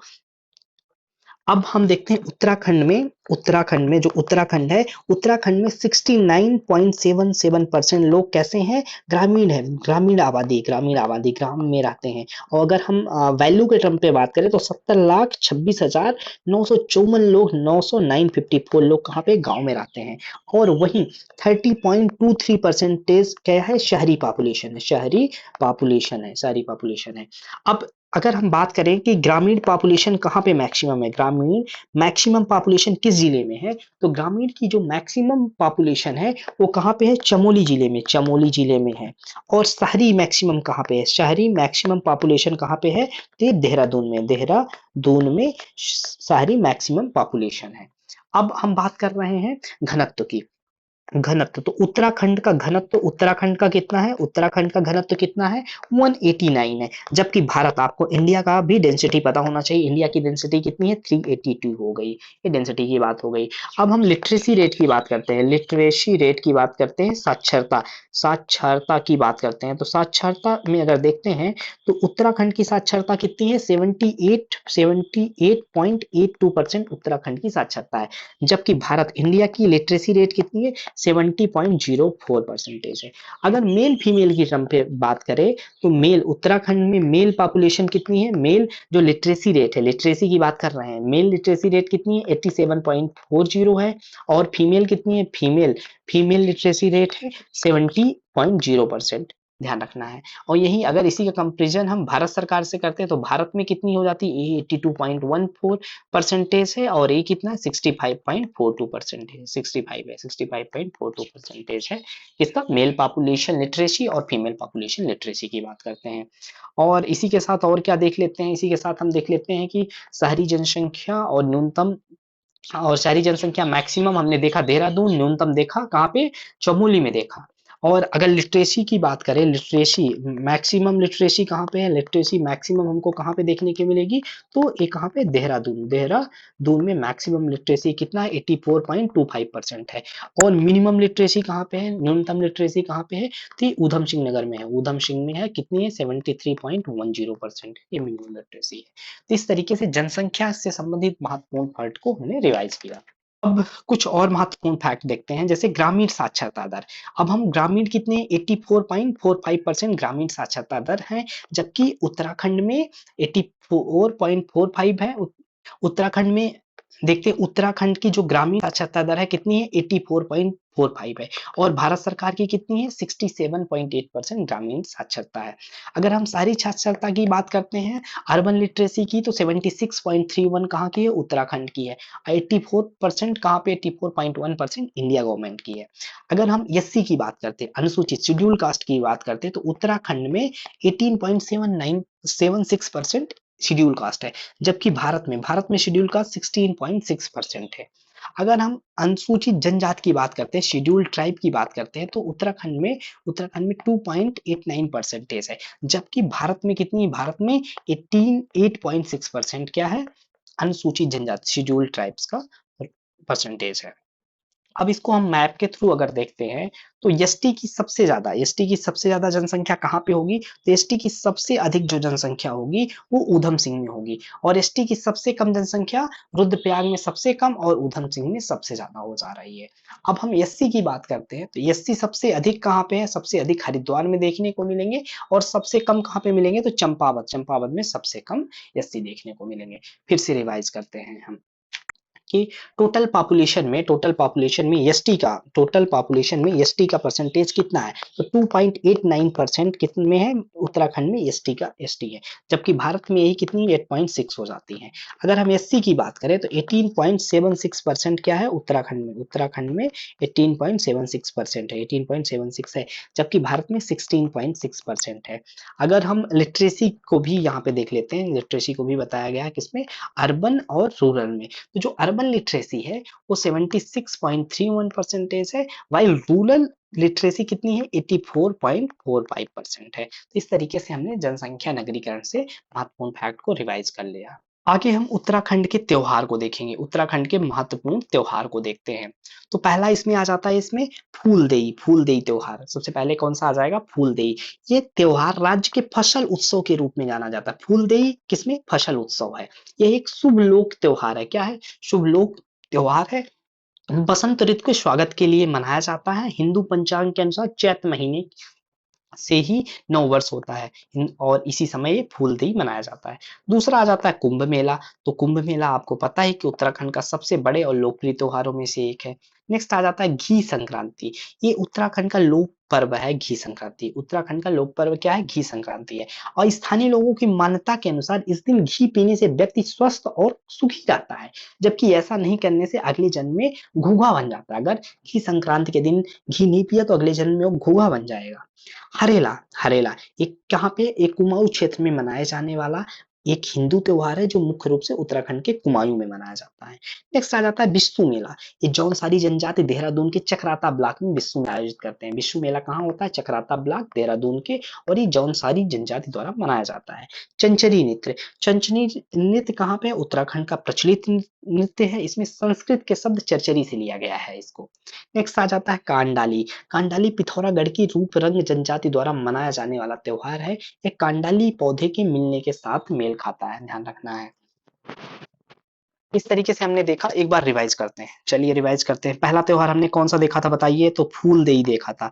फूलदेई त्योहार क्या है, एक तरह से हमने बताया ये फसल उत्सव है। फसल उत्सव हो जाता है ये, और चैत्र महीने के नव वर्ष का प्रारंभ होता है, और ये किसके लिए, बसंत के स्वागत के लिए मनाया जाता है, ध्यान रखना है। उत्तराखंड का एक लोक त्योहार है। कुंभ मेला तो प्रमुख रूप से है ही है, आपको पता ही है। कुंभ मेला उत्तराखंड के कहाँ पे, हरिद्वार में कुंभ लगता है। नेक्स्ट आ जाता है घी संक्रांति एक तरह से क्या है, लोक पर्व है, उत्तराखंड का लोक पर्व है। और इस स्थानीय लोगों की मान्यता है कि इस दिन घी नहीं पियोगे, घी पीना चाहिए। अगर नहीं पीते हो तो क्या हो जाएगा, अगले जन्म में तुमको घूंगा हो जाएगा। नेक्स्ट आ जाता है हरेला त्योहार। हरेला हरेला कहाँ पे, कुमायूं क्षेत्र में मनाया जाने वाला महत्वपूर्ण त्योहार है। ये कैसा है, उत्तराखंड के कुमायूं क्षेत्र में मनाया जाता है, और एक तरह से हिंदू त्योहार है। नेक्स्ट आ जाता है बिस्सू मेला कहाँ पे, जौन सौरी जनजाति द्वारा मनाया जाता है। कहाँ पे, चक्राता देहरादून में जौन सौरी द्वारा मनाया जाता है बिस्सू मेला। नेक्स्ट हमने एक और देखा था कांडाली, और क्या देखा था, कांडाली देखा था। कांडाली क्या है, पिथौरागढ़ की रूप जनजाति द्वारा मनाया जाने वाला त्योहार है। कांडाली के पौधे मिलने के साथ ये मनाया जाता है। अब हम आ जाते हैं उत्तराखंड, इस एग्जाम के लिए महत्वपूर्ण टॉपिक पे, उत्तराखंड की प्रमुख योजनाओं पे आ जाते हैं। ये आपके एग्जाम के लिए बहुत महत्वपूर्ण है, और इस 2 से 3 पेज में 2 क्वेश्चन आपको देखने को मिले, इसलिए ध्यान से इसको देखिए। पहला आ जाती है पहली स्कीम, गौरा देवी कन्या धन योजना। गौरा देवी कन्या धन योजना के अंतर्गत उत्तराखंड में बेटी के जन्म पर इसके किसमें, बेटी के जन्म पर कितना 11,000 की धनराशि प्रदान की जाती है, कितने की, 11,000 की धनराशि प्रदान की जाती है। तथा 12वीं कक्षा पे जब वो 12वीं कक्षा पास करने के बाद उच्च शिक्षा के लिए जाती है तब 52,000 रुपए मिलती है। तो हमने देखा गौरी देवी कन्या धन योजना, ये बेटी के जन्म पर कितना मिलेगा, 11,000 मिलेगा। और जब वह हायर एजुकेशन के लिए जाएगी तो उसको कितनी मिलेगा, 52,000 मिलेगा, ध्यान रखना है। गौरी देवी कन्या धन योजना। नेक्स्ट है घसियारी कल्याण योजना, घसियारी कल्याण योजना, ये महिलाओं को लाभान्वित करना है, जो स्टेट की फीमेल्स हैं उनको लाभान्वित करने के लिए 2023 से इसकी शुरुआत होती है। इसके माध्यम से जो महिलाएं पर्वतीय क्षेत्र में घास लेने के लिए जाती थी उन्हें अब दूर जंगलों में घास के लिए नहीं जाना पड़ेगा। ये क्या, घसियारी कल्याण योजना हुई। नेक्स्ट आ जाता है मुख्यमंत्री लखपति दीदी योजना। लखपति दीदी योजना स्वयं सहायता समूह से जुड़ी 1,25,000 महिलाओं के लिए है, स्वयं सहायता समूह से जुड़ी है, 1,25,000 महिलाओं के लिए है। मुख्यमंत्री लखपति दीदी योजना की शुरुआत की गई है। इसके तहत ब्याज मुक्त उनको लोन प्रदान किया जाएगा, जिससे वो आत्मनिर्भर बन सके, इसका मौका प्रदान किया जाएगा। और उनकी सालाना आय 1 लाख से ऊपर पहुंचने पर प्रयास किया जाएगा। उनका जो एनुअल जो इनकम है 1 लाख से ऊपर पहुंचाने का प्रयास लखपति दीदी का। नेक्स्ट आ जाता है उत्तराखंड वृद्धावस्था पेंशन योजना। अब वृद्धावस्था योजना के लाभार्थी कौन होंगे, जिनकी एज 60 टू 79 एज के बिटवीन होगी। और इसमें केंद्र सरकार और राज्य सरकार की संयुक्त परियोजना है, जिसमें केंद्र सरकार कितनी देती है, इसमें केंद्र सरकार 200 रुपए देगी और राज्य सरकार 1,300 रुपए देगी। इस तरीके से 1,500 रुपए वृद्धा पेंशन प्राप्त होगी, किसके, 60 से 79 एज के ग्रुप के लोगों को। और इसी तरीके से विधवा पेंशन, ये उत्तराखंड राज्य की वित्तीय सहायता प्रदान की जाती है, कितना, 1,200 रुपए प्रतिमाह, 1,200 रुपए प्रतिमाह। नेक्स्ट आ जाता है मुख्यमंत्री सशक्त बहना उत्सव योजना। सशक्त बहना उत्सव योजना क्या है, इसके अंतर्गत कार्यरत कई महिला समूहों द्वारा निर्मित उत्पादों को व्यापक बाजार उपलब्ध कराया जाता है। इसका व्यापक बाजार उपलब्ध किया जाता है मुख्यमंत्री सशक्त बहना उत्सव योजना के तहत। फिर से रिवाइज कर लेते हैं एक बार। पहली स्कीम हमने कौन सी देखी थी, गौरा देवी, कौन सा देखी थी, गौरा देवी कन्या धन योजना, गौरा देवी कन्या धन योजना ये अब आपको बताना, रिवाइज करना है। कब, किसके लिए है, उत्तराखंड की में अगर बेटी का जन्म होता है, जब बेटी का जन्म होगा तब कितना मिलेगा, 11,000 रुपए मिलेगा। और जब वह 12वीं क्लास पास कर हायर एजुकेशन के लिए जाएगी तब उसको कितने मिलेगा, 52,000 मिलेगा। नेक्स्ट है घसियारी कल्याण। नेक्स्ट दूसरी योजना हम क्या देखा, घसियारी कल्याण देखा। कब, 2023 से शुरुआत हो रही है, ध्यान रखना। जो महिला पर्वतों में जाती थी घास के लिए अब उनको नहीं जाना पड़ेगा। नेक्स्ट आ गया मुख्यमंत्री सीएम लखपति दीदी। अब लखपति दीदी का क्या कॉन्सेप्ट है, आप देख लीजिए। लखपति दीदी, लखपति दीदी क्या है, सेल्फ हेल्प ग्रुप से संबंधित है, एसएचजी से संबंधित है।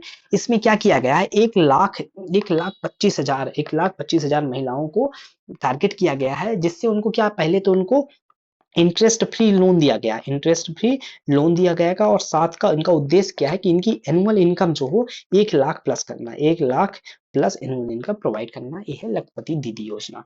और क्या थी, वृद्धावस्था भी थी, वृद्धावस्था भी देखा था। तो वृद्धावस्था किसकी है, central government plus Uttarakhand government. Uttarakhand central government कितना दे रही है, 200 दे रही है, उत्तराखंड गवर्नमेंट कितना दे रही है, 1,300 दे रही है। इस तरीके से वृद्धावस्था पेंशन कितनी है, 1,500 रुपए, ये हो जाती है प्रतिमाह। नेक्स्ट एक और हमने देखा था विधवा पेंशन। विधवा पेंशन ये राज्य सरकार द्वारा दी जाती है, कितना, 1,200 रुपए पर मंथ दी जा रही है विधवा पेंशन।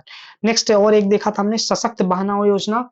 इसमें कार्यरत नई महिला समूह द्वारा निर्मित उत्पादकों को व्यापक बाजार उपलब्ध कराना है, ध्यान रखना है। आगे बढ़ते हैं, प्रमुख योजनाओं को और देखते हैं। Uttarakhand rupees 1 tap water connection scheme, कौन सी स्कीम है, rupees 1 tap water connection scheme. इसके अंतर्गत 1 रुपए में पानी का कनेक्शन उपलब्ध कराया जाएगा। इसका उद्देश्य क्या होगा, जल जीवन के मिशन के तहत गांव में साफ पानी पहुंचाना, इसका क्या है, उद्देश्य है। नेक्स्ट आ जाते हैं एकल महिला स्वरोजगार योजना। एकल महिला स्वरोजगार योजना, इसके तहत क्या होता है, महिलाओं को स्वरोजगार स्थापित करने के लिए 1 लाख रुपए की सहायता उपलब्ध कराई जाती है, 1 लाख रुपए की सहायता। नेक्स्ट आ जाता है पिरुल लाओ पैसा पाओ अभियान। इसका उद्देश्य है भड़की जंगल की आग पर काबू पाना। पिरुल लाओ पैसा पाओ अभियान क्या है, ये जंगल की आग पर काबू पाने का एक क्या है, उद्देश्य से लाई गई थी। नेक्स्ट आ जाता है मुख्यमंत्री उदीयमान खिलाड़ी उन्नयन योजना। इसके तहत 15 से 23 उदीयमान खिलाड़ी उन्नयन में 15 से 23 वर्ष के खिलाड़ियों को उत्तराखंड सरकार 2,000 रुपए मासिक प्रोत्साहन देगी। अभी तक 8 से 14 वर्ष के खिलाड़ी ही योजना के लाभान्वित होते थे। योजना का दायरा बढ़ाने से 6500 गरीब खिलाड़ियों को लाभ मिलेगा। ध्यान रखना है, मुख्यमंत्री उदीयमान खिलाड़ी उन्नयन योजना। आगे बढ़ते हिम प्रहरी योजना। हिम प्रहरी योजना का संबंध पूर्व सैनिकों युवाओं के लिए योजना है। किसके लिए? पूर्व सैनिक या युवा है उनके लिए योजना है। इसके उद्देश्य क्या? पलायन की स्थिति पर नियंत्रण पाना है। ध्यान रखना है। नेक्स्ट आ जाता है मुख्यमंत्री वात्सल्य योजना। तो वात्सल्य योजना किसके लिए? बेसहारा बच्चों के लिए लाया गया है और इसके अंतर्गत 3,000 रुपए प्रति माह की आर्थिक सहायता से 21 वर्ष की आयु तक अनुमान ये होगा। कौन सी? मुख्यमंत्री वात्सल्य योजना। महालक्ष्मी योजना का संबंध किससे है? गर्भवती महिला के लिए पोषण तथा हाइजीन सामग्री, लड़की शिशु सामग्री जैसे कपड़े, सूती, नेपी आदि उपलब्ध कराना। ये किसका? महालक्ष्मी योजना का उद्देश्य है। एक बार फिर से हम देखते हैं, इसी को रिवाइज करते हैं। अब हमने पहली स्कीम क्या देखा था? ₹1 टैप वाटर कनेक्शन। तो इसमें इसके तहत क्या था? हर घर जल मिशन, प्रदेश में जल जीवन मिशन, ये जल जीवन मिशन का पार्ट है। इसके तहत दूर दराज के एरिया में हमको टैप वाटर अवेलेबल कराना इसका उद्देश्य है। एकल महिला स्वरोजगार योजना, इसमें क्या है? एकल, दूसरी स्कीम देखा था एकल महिला स्वरोजगार योजना। इसमें क्या किया जा रहा है? 1,00,000 रुपए की सहायता उपलब्ध कराई जाती है महिलाओं को स्वरोजगार स्थापित करने के लिए। अपना कोई रोजगार स्थापित कर रहे हैं तो 1,00,000 की सहायता प्रोवाइड की जाएगी। पेरुल लाओ पैसा पाओ। नेक्स्ट हमने एक देखा था पेरुल लाओ पैसा पाओ। लाओ पैसा पाओ, ये कब का था? तो ये भड़की जंगल, जो जंगल में आग लग जाती है उसको कंट्रोल करने के लिए पेरुल लाओ पैसा पाओ अभियान चलाया गया था। हिम प्रहरी योजना किससे? पूर्व सैनिक या युवाओं के लिए योजना है। इस योजना का उद्देश्य पलायन की स्थिति पर नियंत्रण पाना है। अगली एक और महत्वपूर्ण टॉपिक आ जाती है उत्तराखंड के जीआई टैग। अब उत्तराखंड के जीआई टैग को देखते हैं, तो एक साथ हम उत्तराखंड के जीआई टैग को देख लेते हैं। तो उत्तराखंड क्या क्या जीआई टैग है? उत्तराखंड चोला है, झंगोरा है, मड़ुआ है, लाल चावल है, अल्मोड़ा लखोरी मिर्च है, वेरीनाग चाय है, बुरांस शरबत है, रामनगर लीची है, रामगढ़ आड़ू है, माल्टा है, पहाड़ी तोर है, गृहत है, कलय भट्ट है, बिच्छू वादी का कपड़ा है, नैनीताल मगवंती, रंगोली पिछोड़ा, चमोली रमन मास्क और किटाई वुड वर्किंग, तेजपात, बासमती चावल, एपड़ कला, मनुष्यारी सफेद राजमा, रिंगाल शिल्प, थुलमा, भोटिया दान, चूड़ा तेल एवं ताम्र। ये क्या है? उत्तराखंड के जीआई टैग है। अब हम कुछ विशेषताओं को देख लेते हैं, जैसे झंगोरा की विशेषता देखते हैं। झंगोरा से क्या संबंध है? तो हिमालय राज्य में उगाए गए झंगोरा या बार्नयार्ड बाजरा मानव जाति के लिए जाने वाले सबसे पुराने भोजन में से एक है। जो बंजारा मानव जाति थी वो उसके प्रमुख भोजन था, क्या था? बार्नयार्ड था। ये हिमालय में उगाया जाता था। बार्नयार्ड बंजारा, ये क्या था? बार्नयार्ड बंजारा, जो बंजारा मानव थे। बार्नयार्ड क्या था? बंजारा मानव के लिए उगाया जाने वाला भोजन था बार्नयार्ड। ये इसी को झंगोरा कहते हैं, ध्यान रखना है। मड़ुआ, मड़ुआ क्या है? गढ़वाल और कुमायूं में उगाया जाने वाला बाजरा है। बाजरा है जो राज्य के कई हिस्सों में मुख्य आहार के रूप में उपयोग किया जाता है। किसका? मड़ुआ का ध्यान रखना है। नेक्स्ट आ जाता है पहाड़ी तूर दाल। पहाड़ी तूर दाल, यह दाल उत्तराखंड के जैविक रूप से उगाई जाती है। इस दाल में पोषक तत्व जैसे carbohydrate, iron, phosphorus, manganese, vitamin C, B1, B9 से भरपूर मात्रा में पाई जाती है। क्या? पहाड़ी तूर दाल में। अगले कुछ और जीआई टैग देख लेते हैं। थुलमा, भेड़ की ऊन से बनने वाला विशेष प्रकार का क्या है? कंबल है। इसको थुलमा पिटलूम में बनाया जाता है, पिटलूम में बनाया जाता है, ध्यान रखना। नेक्स्ट आ जाता है बुरांस के शरबत। इसको जीआई टैग मिला है। यह एनीमिया बीमारी से बचाने की क्षमता रखता है। किसको? बुरांस का शरबत है। बुरांस की शरबत पीते हैं तो शरीर में आयरन की कमी दूर हो जाती है और शरीर में लाल रक्त कणिका को बढ़ावा देते हैं। इससे शरीर में खून की मात्रा बढ़ती है और फिर एनीमिया का बचाव होता है। अगला देखते हैं गाहत। यह उत्तराखंड के शुष्क क्षेत्रों में उगने वाले सबसे महत्वपूर्ण दालों में से एक है। गाहत जो ड्राई एरिया में उगता है उसमें से सबसे महत्वपूर्ण दाल है गाहत। रम्माण या रम्मन मुखौटे, ये एक तरह से क्या है? नृत्य शैली जो चमोली जिले के रामायण उत्सव के समय पहनते हैं। रंगवाली पिछोड़ा, रंगवाली पिछोड़ा ये कुमायूं जिलों का पोशाक है, ओढ़नी है, जिसे विवाहित महिलाएं मांगलिक अवसर पर पहनती हैं। रंगवाली पिछोड़ा। नेक्स्ट है चौलाई रामदाना। यह उपवास व्रत के समय प्रयोग किया जाने वाला है तथा आयरन और कैल्शियम की अधिक मात्रा में पाई जाती है। किसकी? चौलाई रामदाना में। तो हमने देखा कुछ कुछ को रिवाइज करते हैं। वैसे हाँ, जीआई टैग क्या होता है? ये किसी ज्योग्राफिकल इंडिकेशन, किसी विशिष्ट भौगोलिक स्थान या मूल से संबंधित होता है और 10 वर्ष के लिए ये स्टेटस प्रदान किया जाता है। अब आप कुछ हमें बताइए, जैसे थुलमा, थुल थुल्मा, थुल्मा को जीआई टैग मिला है। ये क्या है? एक तरह से क्या है? कंबल है, कंबल है, ध्यान रखना। बुरांस का शरबत, बुरांस की शरबत की क्या विशेषता है? बुरांस की शरबत की विशेषता ये है कि जो पिएगा वो क्या होगा? उसको एनीमिया नहीं होगी, एनीमिया मुक्त हो जाएगा। गाहत क्या है? गाहत एक तरह से दाल है, दाल का एक प्रकार है। गाहत क्या है? दाल है जो पहाड़ी क्षेत्रों में बनाई जाती है। नेक्स्ट आप देखते हैं रम्मन मुखौटे। रम्मन मुखौटे क्या है? रम्मन मुखौटे नृत्य शैली है। रम्मन मुखौटे क्या है? नृत्य शैली है, डांस स्टाइल है। रंगवाली पिछोड़ा, नेक्स्ट बताइए आप। रंगवाली पिछोड़ा, रंगवाली पिछोड़ा कहाँ पे है? कुमायूं क्षेत्र में चलता है, कुमायूं क्षेत्र में चलता है। नेक्स्ट है चौलाई, चौलाई या रामदाना। ये उपवास के समय प्रयोग किया जाता है, इसमें कैल्शियम की अधिकता होती है, ध्यान रखना। तो इस तरीके से हमने मध्य प्रदेश के प्रमुख जीआई टैग देखा। उत्तराखंड का बजट 2024-25, ये आपके एग्जाम का एक महत्वपूर्ण टॉपिक हो जाता है, बजट। अब बजट में हम सबसे पहले आकार देखते हैं। तो बजट का आकार क्या है? 89,230.07 करोड़, ये क्या है? बजट का आकार है। और 2023-24 के अगर हम उसके रिस्पेक्ट में ग्रोथ देखते हैं तो 15.27% का हमारे बजट के आकार में वृद्धि हुई है। अब हम व्यय और प्रतियां देख लेते हैं। तो राजस्व व्यय 55,815.77 करोड़ है। पूंजीगत व्यय 33,414 करोड़ है और पूंजीगत परिव्यय 13,779 करोड़ है। इस तरीके से ये हमारा टोटल व्यय हो जाता है। प्राप्तियां हम देखते हैं तो कुल प्राप्तियां हैं 88,597 करोड़। राजस्व प्राप्तियां कितनी है? तो 28,044.21 करोड़ और पूंजीगत प्राप्तियां 60,552.90 करोड़ है। जिस तरीके से हम देखते हैं तो जो उत्तराखंड का बजट में हम राजस्व अधिक को देखते हैं, रेवेन्यू सरप्लस देखते हैं। ये कितना होता है? तो ये स्टेट की जीएसडीपी का 1.2% है। और साथ में अगर हम फिजिकल डेफिसिट की बात करें, राजकोषीय घाटा की बात करते हैं, तो जीएसडीपी के परसेंटेज टर्म में देखते हैं तो एफआरबीएम के द्वारा एफआरबीएम जो राजकोषीय उत्तरदायित्व एवं बजट प्रबंधन अधिनियम है, इसके द्वारा 3% की सीमा निर्धारित की गई। मतलब राज्यों का जो राजकोषीय घाटा होगा 3% से अधिक नहीं होना चाहिए। तो इसी को ध्यान, ये कितना इसको मीट करता है, कितना है? तो राजकोषीय घाटा 2.39% है। अब हम जो अभी बजट आई है उसमें कुछ नई पहल शामिल की गई है। तो उसमें क्या है? इकोलॉजी के साथ इकोनॉमी, ये क्या नई पहल है। और क्या है? सतत विकास के लक्ष्यों को प्राप्त करना है, स्वच्छ पर्यावरण, प्राकृतिक संसाधनों का संरक्षण पर बल देना है, पर्यावरणोन्मुखी नीतियों का निर्धारण करना है, स्थिति स्थापक पर्यावरण को सुनिश्चित करना है। इस तरीके से बजट की नई पहल होती है। अगर हम लोन की बात करते हैं कि कितने परसेंट लोन है, तो एफआरबीएम के द्वारा इसकी लिमिट 32.8 फिक्स की गई है। और उत्तराखंड के पास कितना है? तो जीएसडीपी का 24.23% है। 24.23% क्या है? लोन है। तो ये हमने देखा बजट, बजट के महत्वपूर्ण फिगर को देखा।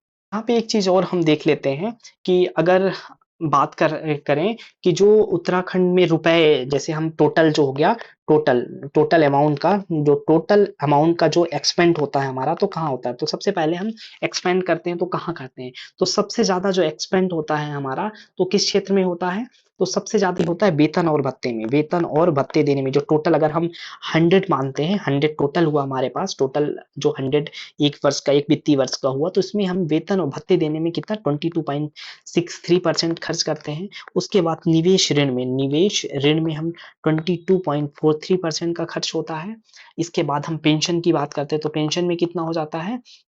तो पेंशन में ये हो जाता है 9.12%, ये खर्च हो जाता है, 9.12% हो जाता है। अगर हम टोटल रिसिप्ट की बात करें तो टोटल रिसिप्ट अगर 100 हुई तो सबसे ज्यादा कहाँ से आ रहा है? तो सबसे ज्यादा आ रहा है कहाँ पे? लोक ऋण है, पब्लिक ऋण, लोक ऋण है। लोक ऋण कितना है? तो लोक ऋण है 31.30%, ये क्या है? पब्लिक डेप्ट है। उसके बाद क्या है? 25% है स्वयं का कर राजस्व। तो जो टैक्स रिसीट्स है, उत्तराखंड की टैक्स रिसीट आ जाती है। इसके बाद 25.24% है। और और इसके बाद नंबर आ जाता है केंद्र से, जो केंद्र सेंट्रल गवर्नमेंट से जो ग्रांट्स है, ग्रांट्स टोटल का कितना? 21.90% का ग्रांट मिल जाता है, ध्यान रखना है। और फिर इसी के साथ हम उत्तराखंड की इकोनॉमिक ग्रोथ देख लेते हैं। इकोनॉमी ग्रोथ देखते हैं। इसका कंपेरिजन हम भारत से करते हैं, इंडिया का ग्रोथ का कंपेरिजन हम भारत से करते हैं। तो अगर हम 23-24 की बात करें तो उत्तराखंड की जो ग्रोथ थी 7.58% थी, वहीं भारत की ग्रोथ कितनी थी 7.3% थी। और अगर हम इसके पहले की बात करते हैं 22-23 की, तो उत्तराखंड की ग्रोथ रेट थी 7.63% और भारत की 7.2%। तो हम देखते हैं इस 2 कंसेक्यूटिव ईयर में उत्तराखंड का जो ग्रोथ है भारत सरकार के ग्रोथ से ज्यादा है। तो वर्तमान में जो 2023-24 है उसमें ग्रोथ रेट उत्तराखंड की 7.58% है। ये हो गया बजट से संबंधित कुछ महत्वपूर्ण आंकड़े। अब हम अगला टॉपिक देखते हैं उत्तराखंड में प्रथम अगला टॉपिक देखते हैं। तो प्रथम मुख्यमंत्री उत्तराखंड के कौन हुए? तो श्री नित्यानंद स्वामी जी, नित्यानंद स्वामी प्रथम मुख्यमंत्री होते हैं। प्रथम राज्यपाल उत्तराखंड के कौन हुए? सुरजीत सिंह बरनाला, सुरजीत सिंह बरनाला प्रथम क्या होते हैं? राज्यपाल होते हैं। और प्रथम निर्वाचित मुख्यमंत्री कौन होते हैं? नारायण दत्त तिवारी। उत्तराखंड के गठन के बाद जो प्रथम निर्वाचित मुख्यमंत्री नारायण दत्त तिवारी होते हैं। उत्तराखंड राज्य लोक सेवा आयोग की प्रथम महिला सदस्य सुधा पांडे होती हैं। उत्तराखंड की प्रथम महिला राज्यपाल कौन है? मार्गरेट अल्वा है। उत्तराखंड की प्रथम महिला पुलिस महानिदेशक कौन है? कंचन चौधरी भट्टाचार्य है। उत्तराखंड की प्रथम महिला आईएएस कौन है? ज्योतिराव पांडे पहली आईएएस है। और उत्तराखंड राज्य महिला आयोग की प्रथम अध्यक्षा कौन है? श्रीमती संतोष चौहान है। अगला देखते हैं उत्तराखंड राज्य के प्रथम महिला सांसद कौन हुई? कमलेंदुमती साय। राज्य की पहली महिला सांसद कमलेंदुमती साय हुई।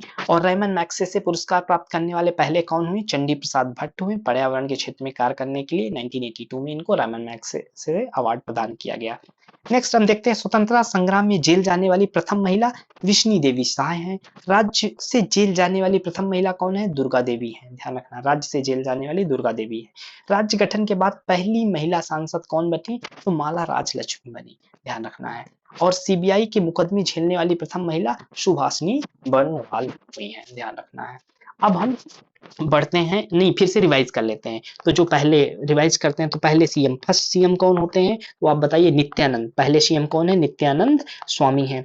और फिर पहले सीएम तो देख लिया हमने। गवर्नर, पहले गवर्नर कौन होते हैं? तो सुरजीत सिंह बरनाला ये पहले गवर्नर होते हैं। प्रथम जो इलेक्टेड सीएम होते हैं, पहले जो इलेक्टेड सीएम होते हैं वो कौन होते हैं? तो एनडी तिवारी, नारायण दत्त तिवारी क्या है? पहले इलेक्टेड सीएम होते हैं।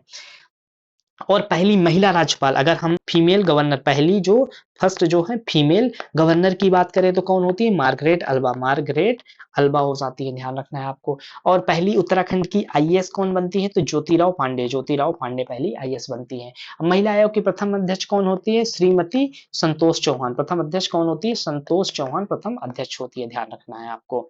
आगे बढ़ते हैं और कुछ उत्तराखंड से प्रथम देख लेते हैं। तो उत्तराखंड की प्रथम महिला राज्यसभा सदस्य कौन बनी? तो मनोरमा शर्मा डोबरियाल ये प्रथम महिला राज्यसभा सदस्य बनती हैं। प्रथम महिला मेयर कौन होती है? तो मनोरमा शर्मा डोबरियाल, ये प्रथम महिला मेयर भी होती है उत्तराखंड की। आगे देखते हैं एवरेस्ट पर चढ़ने वाली प्रथम महिला कौन होती है? तो बछेंद्री पाल है। उत्तराखंड से एवरेस्ट पर चढ़ने वाली प्रथम महिला बछेंद्री पाल होती हैं। उत्तराखंड की प्रथम महिला लोक गायिका कौन होती है? कबूतरी देवी, जिनको तीजन भाई भी कहते हैं। कबूतरी देवी प्रथम महिला लोक गायिका बनती हैं। उत्तराखंड राज्य विधानसभा के प्रथम उपाध्यक्ष कौन होते हैं? तो विजया बड़थौल प्रथम उपाध्यक्ष बनते हैं। उत्तराखंड की प्रथम महिला मेजर कौन बनती है? तो माया टम्ट बनती है। प्रमुख न्यायाधीश कौन है उत्तराखंड के? उत्तराखंड के प्रथम मुख्य न्यायाधीश कौन बनते हैं? तो अशोक अमनेंद्र देसाई, ये उत्तराखंड के प्रथम मुख्य न्यायाधीश बनते हैं। प्रथम विधानसभा अध्यक्ष कौन होते हैं? तो प्रकाश पंत, ये अंतरिम रहते हैं। प्रथम विधानसभा अध्यक्ष प्रकाश पंत बनते हैं। उत्तराखंड राज्य के प्रथम स्वतंत्रता सेनानी कौन है? कालू मेहरा प्रथम स्वतंत्रता सेनानी है। उत्तराखंड में प्रथम अंग्रेज कमिश्नर कौन बनते हैं? एडवर्ड गार्डनर प्रथम अंग्रेज कमिश्नर होते हैं। और प्रथम मुख्य निर्वाचन आयुक्त कौन होते हैं? दुर्गेश जोशी प्रथम मुख्य निर्वाचन आयुक्त बनते हैं। प्रथम व्यक्ति जिन्हें आजाद हिंद फौज के कर्नल का पद मिला कौन है? पित्तशरण रतूनी है, जिनको आजाद हिंद फौज में कर्नल का पद मिला हुआ है। एवरेस्ट पर चढ़ने वाले पहले व्यक्ति कौन थे? तो हरीशचंद्र रावत पहले कब चढ़े थे? 29 मई 1965 से। ये सभी फैक्ट जो हम उत्तराखंड के पर्सपेक्टिव से पढ़ रहे हैं, ध्यान रखना है।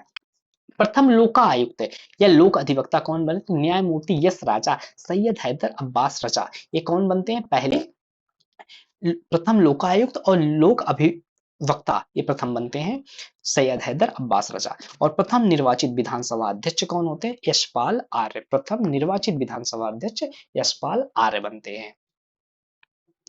अब एक बार फिर से रिवाइज करते हैं, ध्यान रखना, आपको बताना है। तो सबसे पहले हमने क्या देखा था? तो प्रथम महिला राज्यसभा सदस्य, तो फर्स्ट महिला महिला जो राज्यसभा की सदस्य कौन बनती है बताइए आप? मनोरमा शर्मा डोबरियाल ये बनती है। अब प्रथम महिला मेयर भी, पहली महिला मेयर भी यही बनती है, मनोरमा शर्मा मेयर भी यही बनती है, ध्यान रखना है। एवरेस्ट पर चढ़ने वाली प्रथम महिला कौन बनती है? तो बछेंद्री पाल होती है, बछेंद्री पाल है। नेक्स्ट आप बताइए, पहली लोक गायिका कौन है? फर्स्ट लोक गायिका, पहली लोक गायिका कौन हो बनती है? तो ये बनती है तीजन बाई भी के नाम से जानी जाती है, कौन? कबूतरी देवी, कबूतरी देवी बनती हैं। और राज्य विधानसभा की प्रथम उपाध्यक्ष, अगर अगर हम लेजिस्लेटिव असेंबली की उपाध्यक्ष बात कर रहे हैं, प्रथम उपाध्यक्ष कौन बनती है? तो विजया वर्थेवाल बनती है, ध्यान रखना है। अगर हम प्रथम निर्वाचित विधानसभा अध्यक्ष कौन बनते हैं? अगर हम बात किया जाए निर्वाचित फर्स्ट विधानसभा अध्यक्ष कौन बनते हैं? बहुत इंपॉर्टेंट है, ध्यान रखना। तो निर्वाचित की अगर बात किया जाए तो यशपाल आर्य ये क्या बनते हैं? निर्वाचित बनते हैं। अगर ऐसे निर्वाचित ना लिखा हो तो क्या हो जाएंगे? प्रकाश पंत हो जाएंगे। अगर निर्वाचित ना दिया हो तो प्रकाश पंत है पहले विधानसभा अध्यक्ष, अगर निर्वाचित कह दिया जाए तो यशपाल आर्य होते हैं।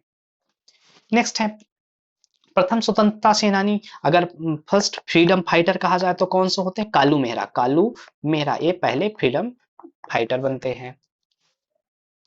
और नेक्स्ट देखते हैं, पहले जो उत्तराखंड के राज्य निर्वाचन आयुक्त बनते हैं, राज्य निर्वाचन आयुक्त पहले कौन बनते हैं? दुर्गेश जोशी ये क्या बनते हैं? निर्वाचन आयुक्त बनते हैं।